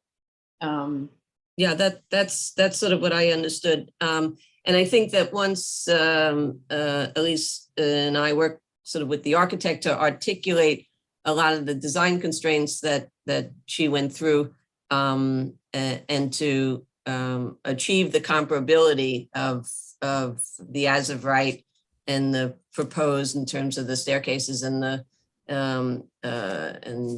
FARs and all of that. I think a lot of these things will get, the decisions and the feasibilities will all play out accordingly. So, okay, that's fine. So we'll modify the as of right designs. We'll do the lesser variance office scenario and make them the best they can be. As far as the proposed design, I actually had remembered the West 19th Street case where the concern, I think it was actually the sliver law sort of played into that one, but one of the mitigating ideas was to make a deeper building in order to balance height. And that was something I sort of threw into the mix in the design of the proposed. So that's why it looks the way it does in terms of being a deeper building and not as high. As far as the costs go, I also had looked back to a grant on West 26th Street, 128 West 26th Street, Jay Goldstein's case, where the lot was actually almost 2,500 square feet, where this one's 1,975 square feet. And it was actually the same cost estimator, and they were very similar in the ballpark in terms of the numbers. Now, of course, when you divide into a smaller lot size, you get a higher price per square foot. But one of the things I really want to stress, and I've been hearing it. You a second? Yes. Me, Commissioner Otley Brown speaking. Hi. I applaud your attempt to justify your $621 and $721 square foot construction cost. Please do not base it on a previous case, because I know you've been listening to what Commissioner Shetta and I have been saying, which is that costs kept getting out of hand. They were pushing the envelope. And finally, as a response to that, we have pushed back and said, stick to Marshall and Swift. So instead of justifying that, well, 5 cases ago, you allowed it, just change it. No. It was just for me an issue of just context and reference. I'm not using it as, hey, you did it here, why can't you do it there? But so couple of things I really and I've been hearing this a lot, where you combine hard construction costs with soft costs, do the division, and talk about the price per square foot. And that's really, I have to say, inappropriate, because including soft costs, there are other variables there, commissions, et cetera, that vary depending on each of the development plans. And so when we talk about construction costs, we've always talked about hard costs. And then you can, compare the various things. Well, can I just break in there? Because you may have only been talking about hard costs, but through all the years that I've been here, we've always been pressing you and the other financial consultants about bringing soft costs down. But it's harder for us to get a handle on soft costs. So while you may be putting together a singular appraisal about this particular building in this time and space, in the back of our minds is always, how does this compare to industry standards? And one way of figuring that out is to get a ballpark figure of everything and say, does this seem like this is a bit extreme? Yes, it does. And that's why we're pushing back. No, I understand that. And I'm going to tell you how I'm going to solve that in a moment. But going forward, which I think will really raise your level of comfort going forward in terms of these construction cost estimates. But again, I think there are other items in the soft cost schedule that are variables, and depending on the project can skew it, so that when you go to compare, you're not really comparing those hard costs. Right, now, but what you're basically saying is, the way I hear it is, there are variables that can impact the soft costs. Like, for instance, I want to go to the top law firm in New York, and their developers' legal fees for a case such as this is $175,000, which may be $50,000 more than the average developer's legal fees for the average firm. But I don't want you to give me the extraordinary experience. I want you to give me the average. And that's always what's been provided. No, I guess what I'm referring to are things like commissions, which are based on how many units and so on, and square footages of the specifics of each scenario. Right, but I haven't hit you on those issues. I haven't pointed out commissions. No, but what I'm just saying, the combining and then the reporting of price per square foot, I think you have to, really express it as hard construction costs and then talk about the differences. Now, in terms of going forward, and in terms of how we make sure that these construction costs are reasonable and that they give you confidence, I think that the way to go forward, and I've been establishing sort of a template for this, to use both. I think the industry cost guides and the professional cost estimator together can provide that thing. Can I just simply say, wait, I object to that. And I want to object to that because we actually had a case where we had an applicant do that. And what ended up happening was the applicant was throwing everything into the Marshall and Swift to justify the cost estimator. We want a cost estimator because we're tired of the throwing in the kitchen sink that we want Marshall and Swift because we're tired of the throwing in the kitchen sink of the cost estimator. Look, you can sit here and argue this point to me 1,000 times. No. I'm not trying to argue. I'm also, what I'm trying to say is that there's the industry guides that provide the context for the types of buildings based on the square foot basis, based on the correct class of building and the inputs that go in. I think that's fine. And it's Marshall and Swift. It could be ENR, it could be RS means, it could be a number of those cost guides that do all the same thing. I think it's important to have the industry context that then, but I do think that the cost estimator who takes these BSA plans, which are not construction level plans, uses their experience, fills in the blanks, works with the architect, works with the unique conditions of the site, works with the geotech and other information that really allows them to tailor their cost estimates to the project being built on that site, I think does bring a certain level of accuracy. And then this is where it's important, where the cost estimator identifies where and how much are they in the ballpark? If they're higher, why? What is it about the site or the development plan that makes their costs different from the generic thing? So all I'm saying is I have sort of putting those two things together and look, I'm going to do it for this. I've done it for others. No, we don't want it. We want you to bring the costs down. I'm sorry, Ms. Cohen, but the bottom line is this. If you have a uniqueness finding that we have identified and you want to say that this results in a higher cost to build this project, that's one thing.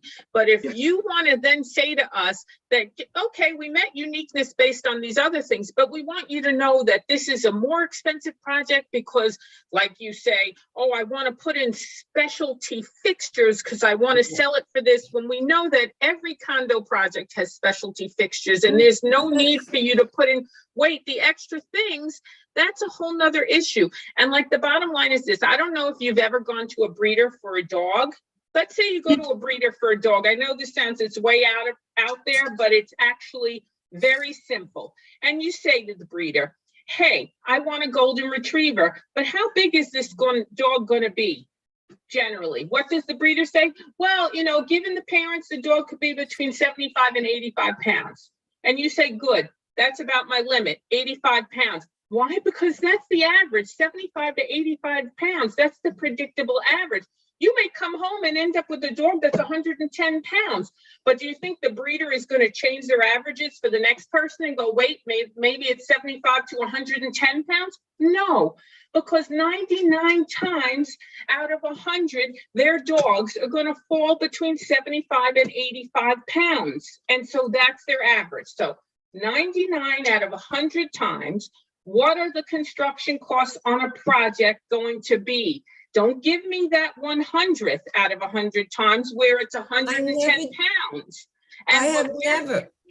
Right, but we're seeing construction costs growing astronomically because that's an area that, shame on me, I have not applied that microscope to, which I haven't applied to because prior to Commissioner Shetta coming on board, I haven't had the knowledge and the know-how that he has provided for me. So enough about how you're talking about that 1 in a million project where not only are they going to have sub-zero refrigerator and oven, but they're going to coat it in gold.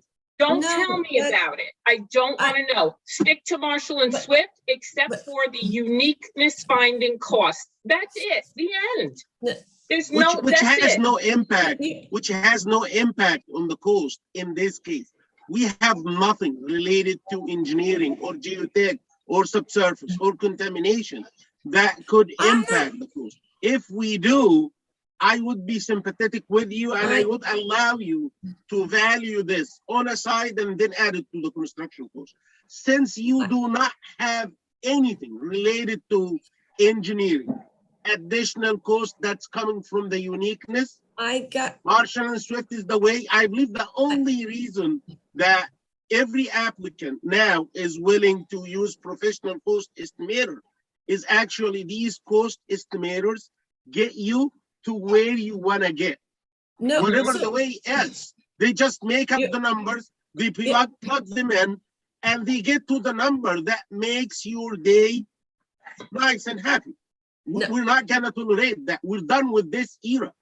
No, I hope the message, you got the message. I don't think there's any point in arguing back and forth because in fact, our 2 expert commissioners on this subject have this opinion and they're not going to move from the opinion. And it makes sense to me also. We are seeing lots of inflated numbers, or let's say not, because that's, I just want to say that's the other thing. A variance is not based on the idea of creating the stainless steel, everything, kitchen and all the wonderfulness, right? It's based on the most basic construction standards. So, because that's all a variance is for. You build a site, don't interrupt, please. Don't interrupt. And by the way, we just last week, 2 weeks ago, we just contacted Marshall and Swift and they indicated that their cost estimate includes the soft cost. So the idea that you're talking about, it's not appropriate for us to add up. You know what? You may have a point. It's not our job to do that, but we do this to stop you there because you're providing us with a cost estimate that's given us $600 to $700 per square foot, which is insane for us to accept. We're not gonna accept this. Can I just say one thing? Can I just say one thing, please? Is simply, I'm not talking about this,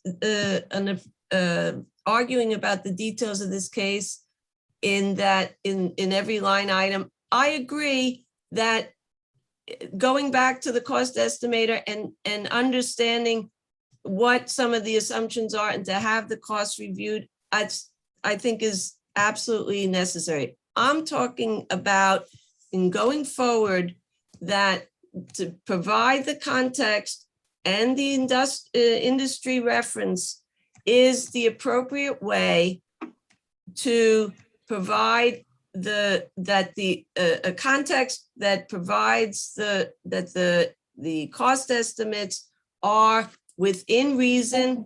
And I will say that in all the reports, all the work that I've done, it has been stressed that everything must be standard, and with no fancy things and no Class A buildings where it doesn't belong, et cetera, et cetera. I know you're sharing a screen and you're pointing to things, and I will. Yes. No, Yes, and I that's get how, it. that's I how get you it. guys get to the point. Please, hold on. This is rock excavation on a site like this for $180,000.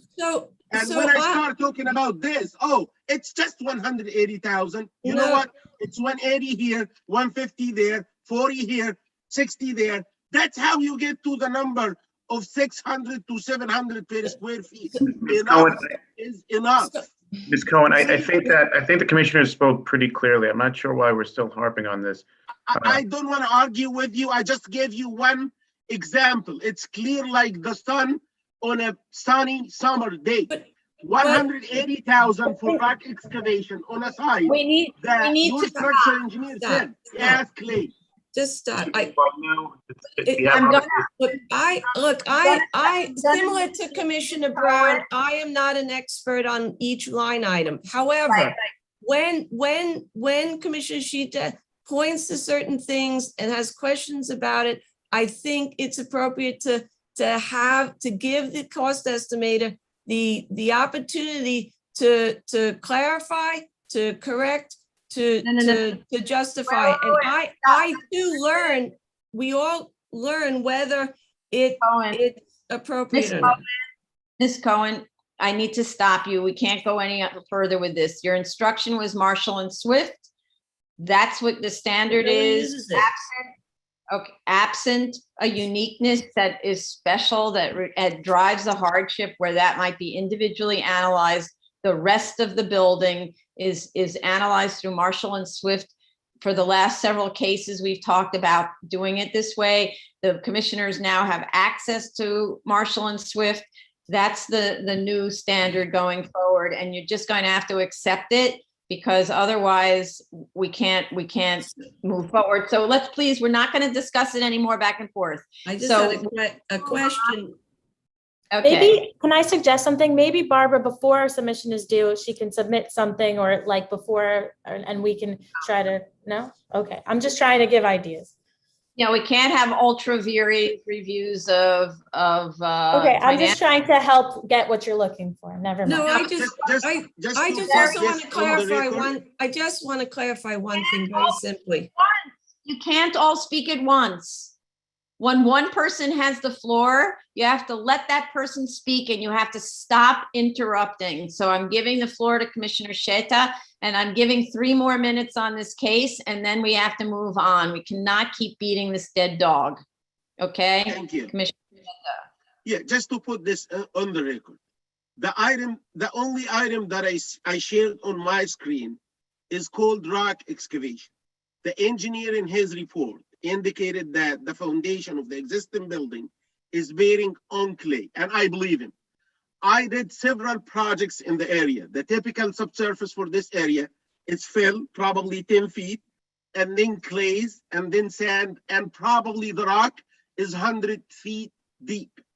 Claiming rock excavation on this site for almost $250,000 explains how the cost estimator get the applicant to the points he wants to get to. This is not gonna work any further. Enough is enough. No hardship based on engineering, use Marshall and Swift. Done deal. Okay, so we're not going to talk about this anymore. It's clear, Marshall and Swift. So I'd like to go to the public, because I don't think there's any other open issues.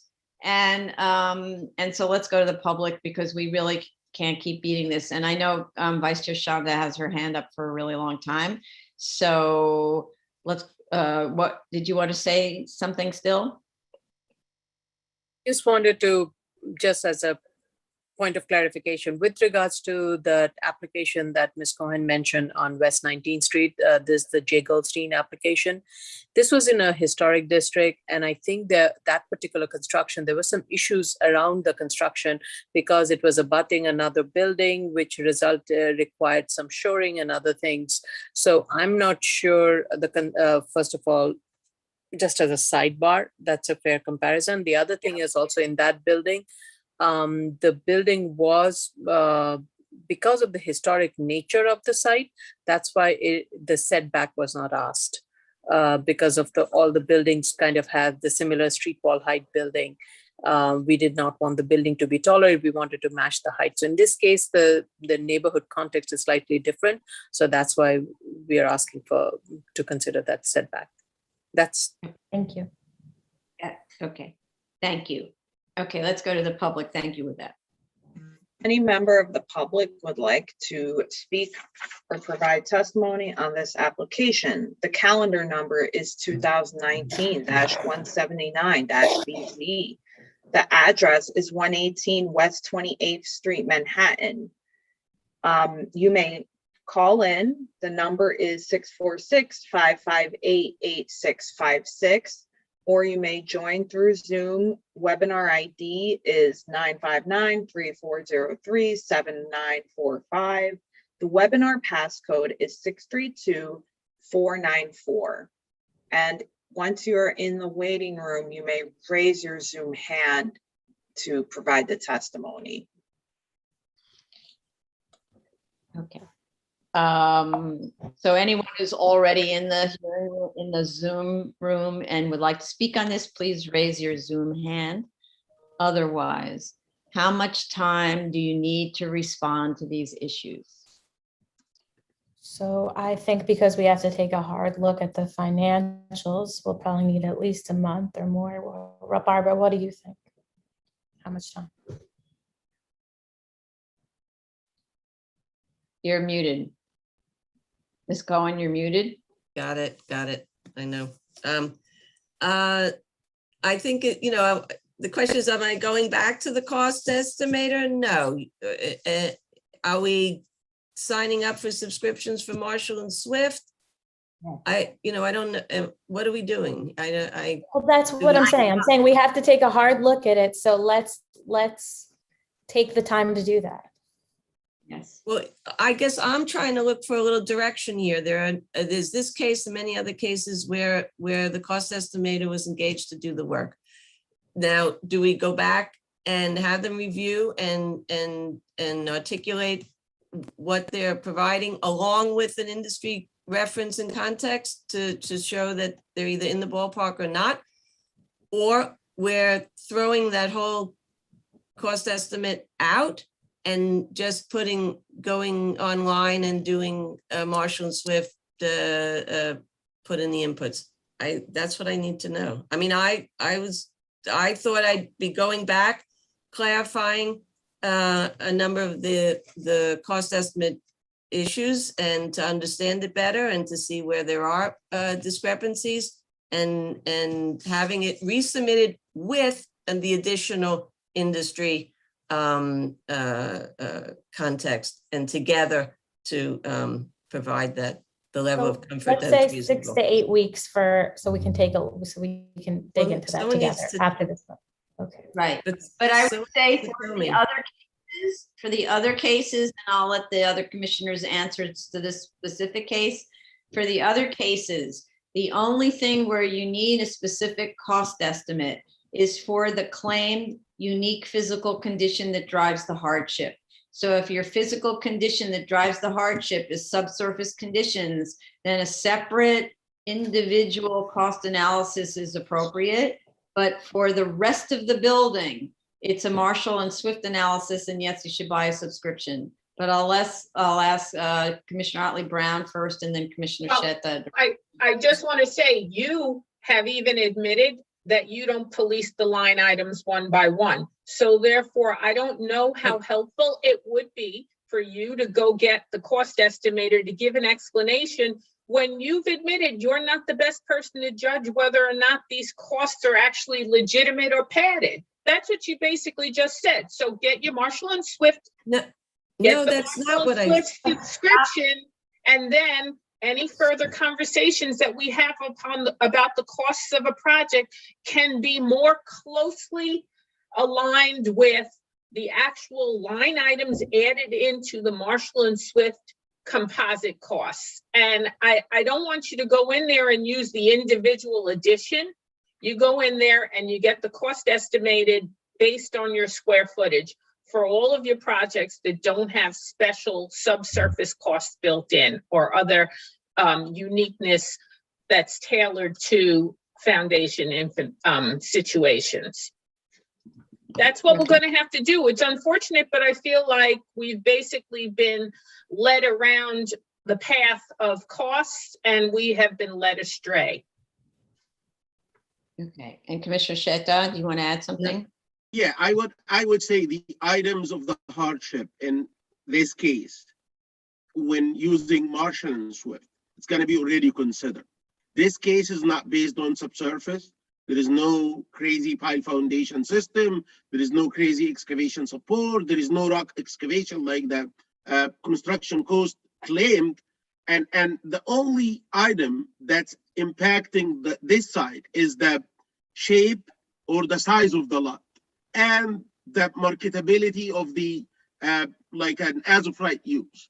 So what I'm saying is, if you put the dimensions, once you put the dimensions of the lot to Marshall and Swift, these kind of tools are based on very sophisticated correlation tools like artificial intelligence, and I'm still reading about these kind of stuff, but they can take into account the width of the lot and the factor. Once it's taken into account, you need to do nothing else but just use this tool. Going to a professional construction cost estimator, it's going to cost you money. And if he gets something that's above Marshall and Swift, it's not going to fly with us because I'm not going to take it. Right. So there's no need to have the cost estimator go into details. So it's just, right. Okay. Yeah. All right. You don't need it. If you want to do it, it's up to you. In my opinion, it's waste of money and time. And Commissioner Ollie Brown is agreeing, nodding in agreement. So if there's no other questions, then I would just like to say, what did we say, 8 weeks? I think so, just to be safe. Okay. All right. All right. Thank you very much. Thank you. Thank you. Item number 22, calendar number 2020-77-BZ, 68 Austin Avenue, Staten Island. Please raise your Zoom hand if you're representing for this application.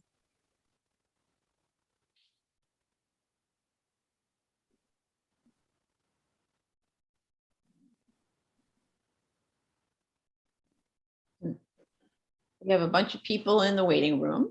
There we go, Mr. Portillo. Okay.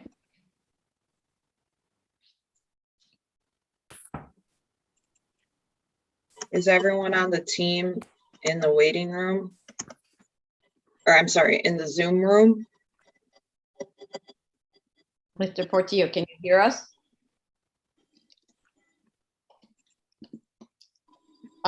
Unmute yourself, please.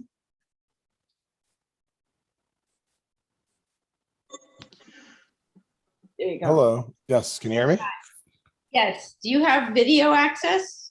Sure.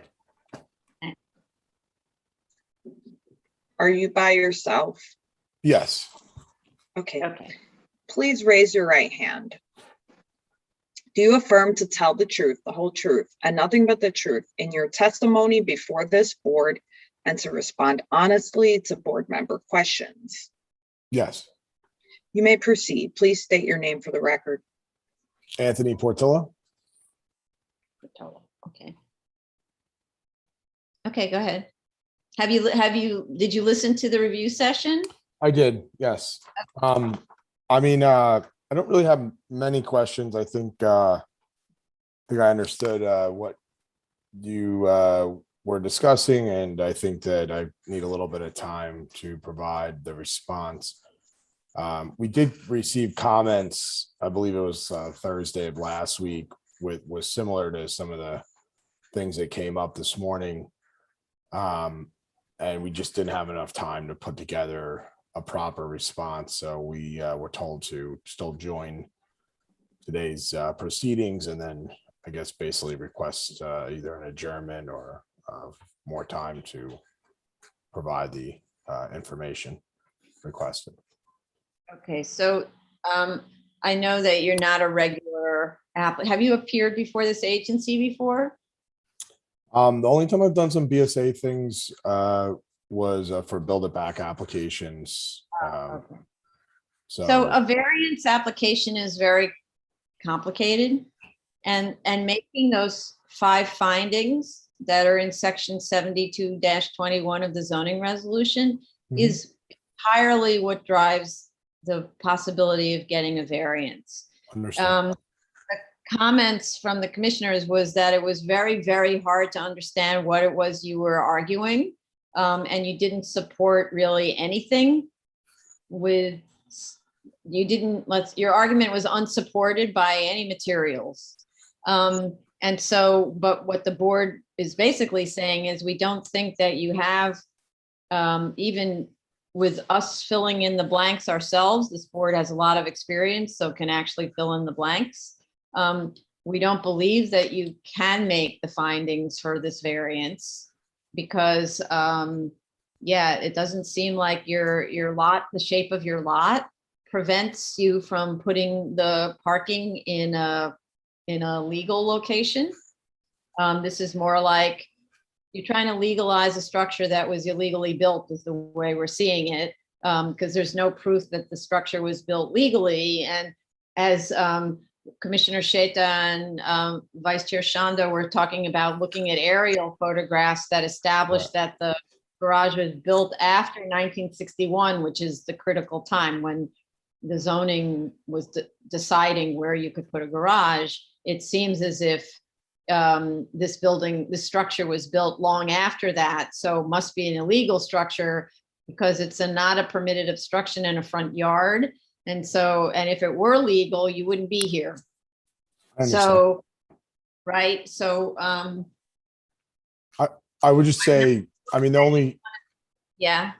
sorry, I thought you were done. No, so what I'm not sure is that it's really worth the time for you to go and try to put together more materials, because it seems as if without your materials, we have access to our own materials to help us conclude that the structure was illegally built. You're looking to legalize it, and there's nothing unusual about the shape of your site that would prevent you from having parking legally. Like you can even have on-site parking, open on-site parking. Arguably, there's a place to put a garage. So it doesn't seem, I don't want to waste your time, and I don't want you to waste the commissioner's time, right? So, you know, you have an in-ground pool, for example, in the backyard. Normally, you would put the parking garage there, or you would put the parking garage beyond the front yard setback. The removal of an illegal structure kind of doesn't go anywhere with this board because it was built illegally. So, and you have such a large side yard, it's 13.5 feet wide. So there's plenty of place to put on-site side lot ribbon parking. So we don't think you have a case, and I don't want you to spend more time on this if you. Madam Chair, can I add something? And I also want to stress the fact, even though in the side yard, you do have the staircases, outdoor staircases, you know, you have space towards the front of the side yard to provide all your required and your additional, what I would call an amenity parking spaces. The side lot ribbon that is located on the south side of the garage. So it's that green patch where that red car is slowly jutting in. That's a side yard. It's a side lot ribbon.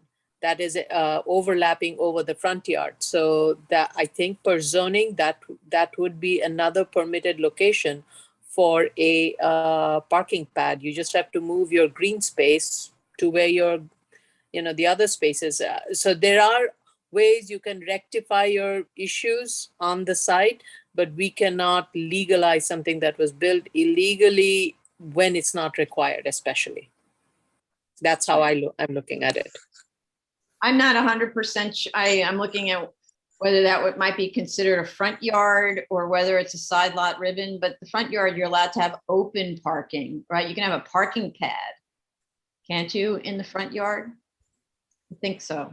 No? It's a lower density district, so I think there might be some open space and other things. So may not be, but because so it has a 50-foot frontage. The building has the lot has a 50-foot frontage, and up to the corner of the building, it is exactly, I think, but as measurement, it's 14.71. So it's not exactly 15 feet, which would be required. So the building is set back at 14.7, not counting the garage area. So,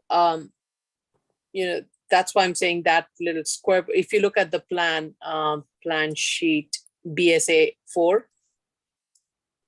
Right. You can see that box on the left-hand side. That's the area. Yeah. I was just reading 2344A 14.3, which says parking spaces off-street open within a front yard that are accessory to a building containing residences are permitted, provided that in lower density growth management areas, such spaces are non-required. That's what an amenity space would be, and are located in a driveway that accesses parking spaces that are located behind the street wall of the building. So not really sure if that applies in this case about that little triangle over on the left side, whether that's a side yard ribbon, but that's really a DOB call. There's plenty of room to put parking in the other side lot ribbon. So, okay. All right, so you Sure, can tell us. I appreciate your comments. Thank you. And doesn't sound like that's it doesn't sound like that's a problem. But I just want to be clear that the request was that the structure, the open landing structure, was there at the time of purchase from my client. The building of the walls are basically non-bearing. They're just to create a covering instead of it being just an open structure for that landing that was existing. So I do agree that prior to 71 it wasn't existing, but this landing, the landing that was basically closed in, was existing at the purchase. And my client did file for some work that was done to do the roof change early 2000s, and they redid the stucco, and basically at that time was when they closed in these walls, and partially was to sort of insulate, because there is a boiler room and things like that in the space there. And he said he was having problems and wind and things like that, so that's the reason for that happened. We were filing to legalize the third story, which is not an issue. I mean, we've already been through Department of Buildings for that. Then this came up that it was a garage. It's really used for storage. I mean, he doesn't really park in there. But I'm just saying that's what happened. I'm just trying to explain the scenario, not necessarily that it was correct or that it was done. It should have been obviously done with a permit. But that's how this came about. Okay, so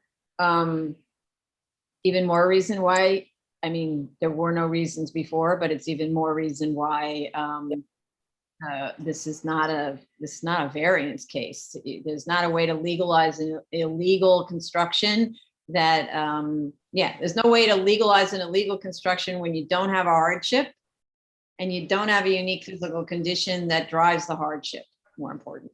Right. So- The structure itself, though, I just want to be clear, right? That was why we spoke with the plan examiner, and this was a suggestion that we should request a variance because we didn't add a structure, right?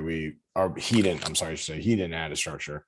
It was really just putting up an enclosure. But I do understand what you're saying. Yeah, but a structure is an. What year did your client purchase the property? From my memory of what our discussions with him was either very early 90s. I want to say 90, maybe right before the 90s, like late 80s. I want to say 91. I don't know off the top of my head. I apologize, but it was sometime in that era. So, you're saying it's not an enclosure, it's a fully enclosed structure, right? There may have been a deck or something like that. Correct. But now there may have been a deck before that's elevated, however that was allowed to exist, I don't know. And then it got fully enclosed. So now you have a fully enclosed garage, and that's that, right? So Not if you disagreeing. if you want to argue with DOB that all we did was enclose and this is a cellar, well, that doesn't even help you, but because it's at grade, so I don't know how it could possibly be a cellar. This is actually a basement if it's 1 foot below grade, and if it's at grade, it's a first floor. So you can't argue it's a cellar either. I really don't get that, because you're not even in a high floodplain area. So that's a mislabeling of the site. But anyway, I don't want to, Yep, understood. Thank you for the feedback. Yeah. So if the client bought something that was illegal, that's the way it goes, caveat emptor, stuff like that. Okay, so I think it's Thank you. better that we not proceed with the case, and we just close it. No? Other commissioners?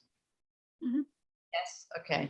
So let's hear if there's any public testimony.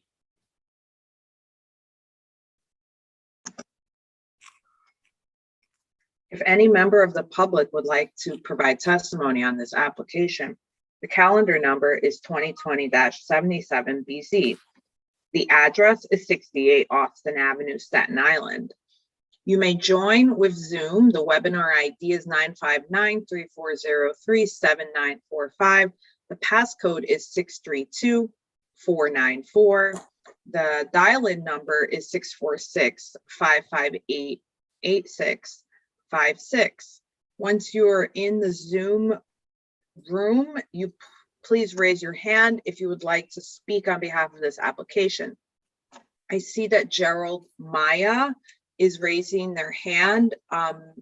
So maybe they want to speak on this application. Go ahead. Hello? Yes. Yes, we have a really bad connection though. Go ahead. I just want to clarify that there is no in-ground pool in there. They took the pool out. Okay, it's shown on your drawings. Are you the owner? Yes, I am. No, it's shown on the drawings. That's what we're. No, I took the pool out. I took the pool out this year, in-ground pool.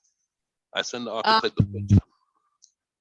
So that means you could put a garage in the rear, for example. So even more opportunity to make it lethal. So you could put a garage all the way at the back and drive to the back if you wanted. And also, when I bought the house, it was bought in 1996, 1998, 1999, and it came with an enclosed porch already. Right. So if you buy it and there's an illegal condition, you're buying it doesn't cure the illegality.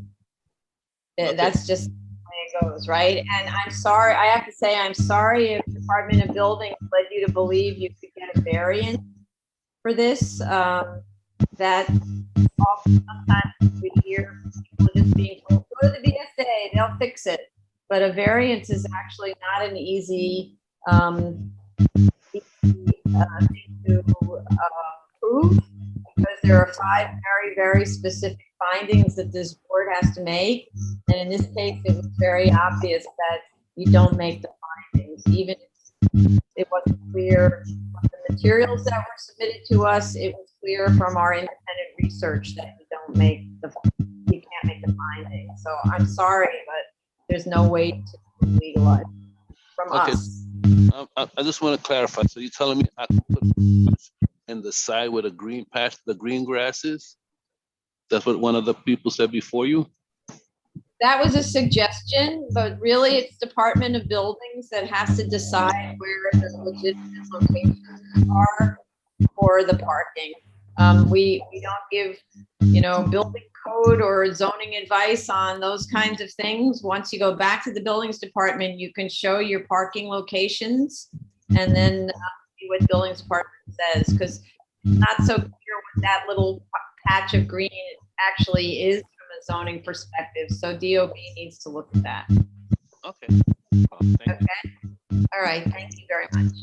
Okay. So I'm going to mute Maya because there's strange feedback. Okay. All right. So I would like then to make a motion to close this. Chair Perlmutter. Vice Chair Chanda. Aye. Commissioner Otley Brown. Aye. Commissioner Sheta. Aye. Commissioner Shabeta. Aye. This item is closed. Thank you. Thank you.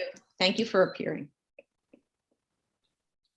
The next item, item number 23, is calendar number 2020-81BZ, 220 East 2nd Street, Brooklyn. Okay. There are some people raising their hand. Letting them in. Okay. Okay. When you can hear us, please state your name, or we see your name. Okay. Good afternoon, Commissioners. I think we're also waiting on one more attendee, my architect, Michael Scaduto. Hi, good Okay. afternoon.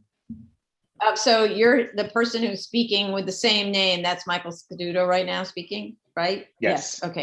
Change your name because it's so confusing. You don't look like twins. Okay. Okay. Okay. Everyone, please raise your right hand. Do you affirm to tell the truth, the whole truth, and nothing but the truth in your testimony before this board, and to respond honestly to board member questions? Yes, I do. I do. You may proceed. Please state your name for the record. Good afternoon. My name is Michael Scaduto. I am the architect for 220 East 2nd Street. So did you hear the review session, the comments in the review session? Yes, I watched the review session this morning. Okay.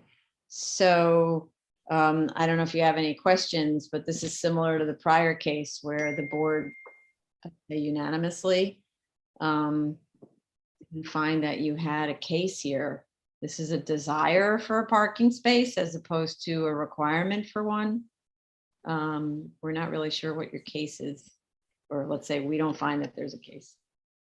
Well, I guess, that on that issue, I'd like to address that, the zoning resolution has two competing requirements that apply to us. One is to provide parking for a two-family house, and the other is that it is not in front of the building, that it's in the side or the rear. When we applied, because this is an alt one, to change the occupancy, it was a two-family, but we changed the configuration from a duplex over a floor through to a floor through above the duplex. And so when we applied, we were asked to satisfy the parking requirement. For all the reasons that were discussed during the review, the house does not have the required side yards and could not comply, but we can comply with the parking requirement if we favor the requirement for parking over this stipulation that it not be at the front. And, we feel that it is more important to satisfy that, to remove a car from street parking, to cut down on pollution caused by circling, cut down on congestion caused by circling the block looking for parking, all of that. That is better satisfied by providing this parking spot. This parking spot does not impede on the streetscape because it does not remove any other parking, because we are within the distance up to the fire hydrant. And to address the other comment about the space of the fire hydrant, we went over this with the planning examiner. We do meet because we are about 14 feet from the property line to the hydrant, which gives us 7 feet. 7 feet is required DOT clearance, and we have 7 feet for our portion of the shared curb cut, which would be about 16 feet in total with the neighboring properties' existing curb cut. And that does satisfy DOB requirements for access. So we are basically right at the minimum to meet it adjacent to the fire hydrant. So we're only a positive in terms of the parking situation, in that we are not removing any parking space from the street, and we're removing a car that may be parking on the street. Other than that, we did check to see if there was an easement, and there is no easement. We went through all the Department of Finance records. And as to the questions about the Ocean Parkway District, Special Purpose District, there are no specific provisions of that apply to us other than what's in the normal zoning residential district, Chapter 2. Nothing in ZR 113 Okay. applies to us. Right. So let's just go back to the very, very beginning of what you started to say. You applied to figure a 2-family house into a 2-family house. And I question actually whether DOB can ask you to provide parking when the occupancy is the same, even if the configuration is different. But didn't DOB give you a waiver so that you didn't need to provide parking? They gave us a waiver at approval for this item to be addressed before C of O and sign off. No. They gave you you said, because they're allowed to, they have the authority to, you said to them, but we have no place to put the parking. Look at the site. And DOB says, you're right, you have no place to put the parking. It's an existing house. You're just doing an interior renovation. Therefore, we waive the parking requirement, right? They didn't give an instruction that no parking was provided, therefore. Madam Chair, if I may maybe add a little color, and I haven't introduced myself. My name is Barinder Rodey, and I'm the property owner. And I apologize, I may use some layman's terms, so forgive any inconsistencies there. I think, and even at that scenario, we had to approach, if not the main BSA office, or some sub office underneath it, to request the approval to waive that requirement. I think this is our follow-up to that request to see if we can bring it back or somewhere closer to the original request for compliance for meeting the off-street parking request at the DOB's request. Okay, so so that's not an accurate representation of what you actually did. So let's stay with the architect, because we really need to stay technical, okay? When you go for your alteration type 1, I don't know whether there was an objection, but I question the objection that says you're changing the configuration of a 2-family into a 2-family, but it's a different configuration. Provide parking pursuant to section 25, whatever section it is.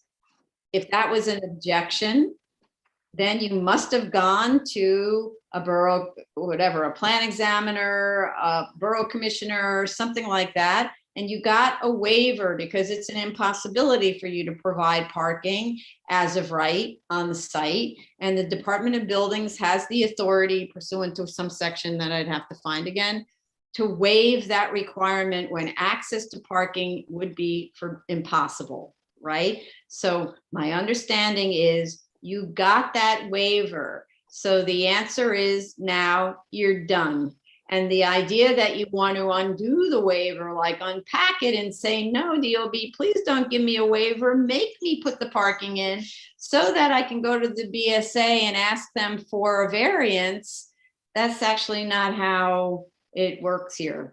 So and that was what Vice Chair Shanda was responding to. How in the world did DOB issue an objection to bring you here? We only have the authority to, or the jurisdiction to consider an application for a variance when there's an objection by the Department of Buildings to a section in the zoning resolution.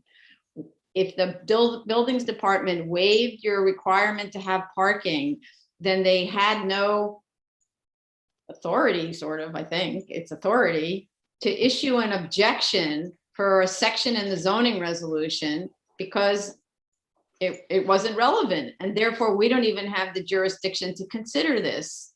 Confusing. Yeah, Carlo, go ahead. Carlo? Sorry, I'm double muted. Can you hear me now? Yes.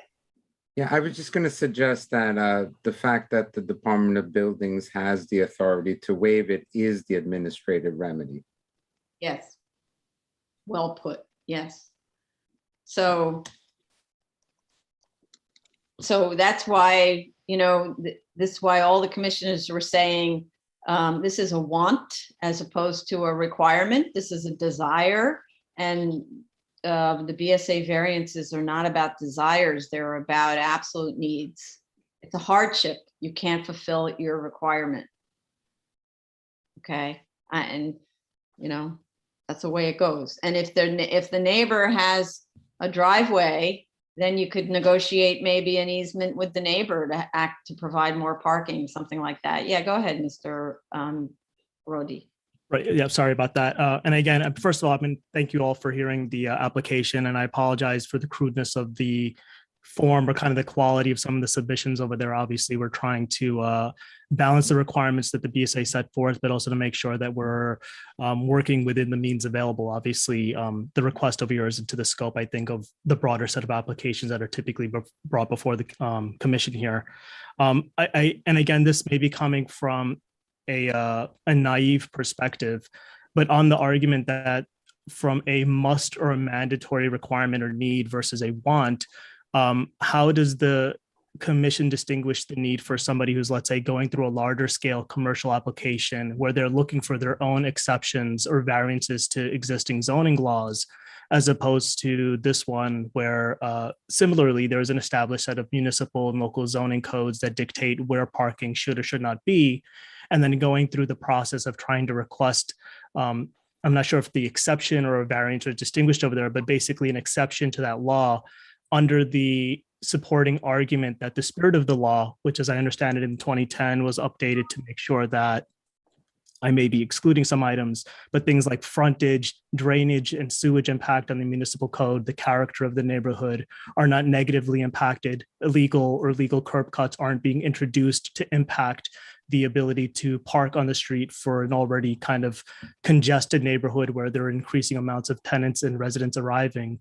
So and again, perhaps a naive perspective with lack of experience, just curious about trying to understand the distinguishment around similar requests that are just coming from a much larger scale from, again, similar environments where people are knowingly buying properties, going in and establishing construction requests, and then working through the process of looking for their own exceptions. Whereas this one on a significantly, arguably smaller scale that doesn't introduce, as I understand, any harm or negative impact to the neighborhood, is one that doesn't fall under those requirements. Okay, so I think you're maybe misunderstanding what the variance process is. As Mr. Costanza said, he's our executive director. The purpose of the Board of Standards and Appeals variance process is to give to allow an administrative remedy where the zoning regulations cannot be complied with because of a unique physical condition about the site, and that unique physical condition causes a hardship that can't be gotten around and under the required zoning. So when you talk, we see many small projects, many houses of the scale that you're having here, right? And a simple example of it is someone comes to us with a site that's 15 feet wide and it's vacant. And it has been rezoned to a place where the minimum lot width, well, forget about the minimum lot width. There are minimum side yard requirements of 8 feet on each side, which means that 0 can be built on your 15-foot wide lot. So a person comes in and says, I can build 0, or maybe let's say the side yard requirements are 5 feet on each side. So I can build a 5-foot wide house. Obviously, that's not a viable house. So in that case, the waiver request is for side yards. Maybe we reduce the side yard requirement to 1 foot or 3 feet or nothing, depending on our analysis. Those are what we actually see for variances where the site imposes some kind of hardship on the ability to use the site for a viable purpose, okay? You don't have anything like that situation here. Yours is a desire. The 15-foot wide site, it's not a desire. It's viewed actually, if there were not some sort of relief like that, like we can give, it would be viewed as a taking of private property through zoning. And that's what the Board of Standards and Appeals was created to avoid, takings like that. And so an administrative remedy. Apologies. I see Vice Chair has her hand up. I did have a comment I wanted to add in, but I'll hold back and allow perhaps the Vice Chair to provide her comments first. Okay, I Madam would Chair, appreciate. are you okay with that? Yeah, I would appreciate it if you not please manage the hearing for me. Thank you. Yeah, go Madam ahead. Vice. Chair, you want me to talk? Go ahead. I just want to add to what Madam Chair has said, and that is, the building, the site has a building that is what we call a pre-existing non-complying building. That means it was built prior to what the regulation was put in place in 1961. So from that point of view, this particular building has a lot of advantage over over a building that would come before us, as Madam Chair mentioned, if this site was vacant. This site didn't have to meet all the requirements of what is in place today, including side yards, front yards, and parking. And that privilege has been utilized for all these years. And now,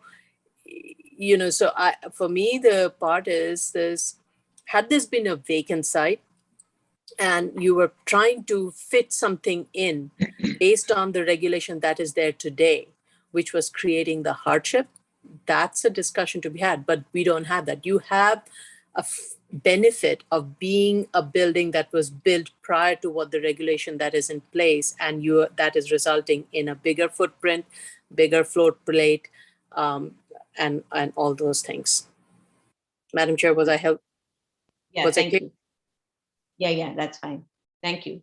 Mr. Rhodey, continue if you want to add something. Yep, and apologies for the interruption earlier.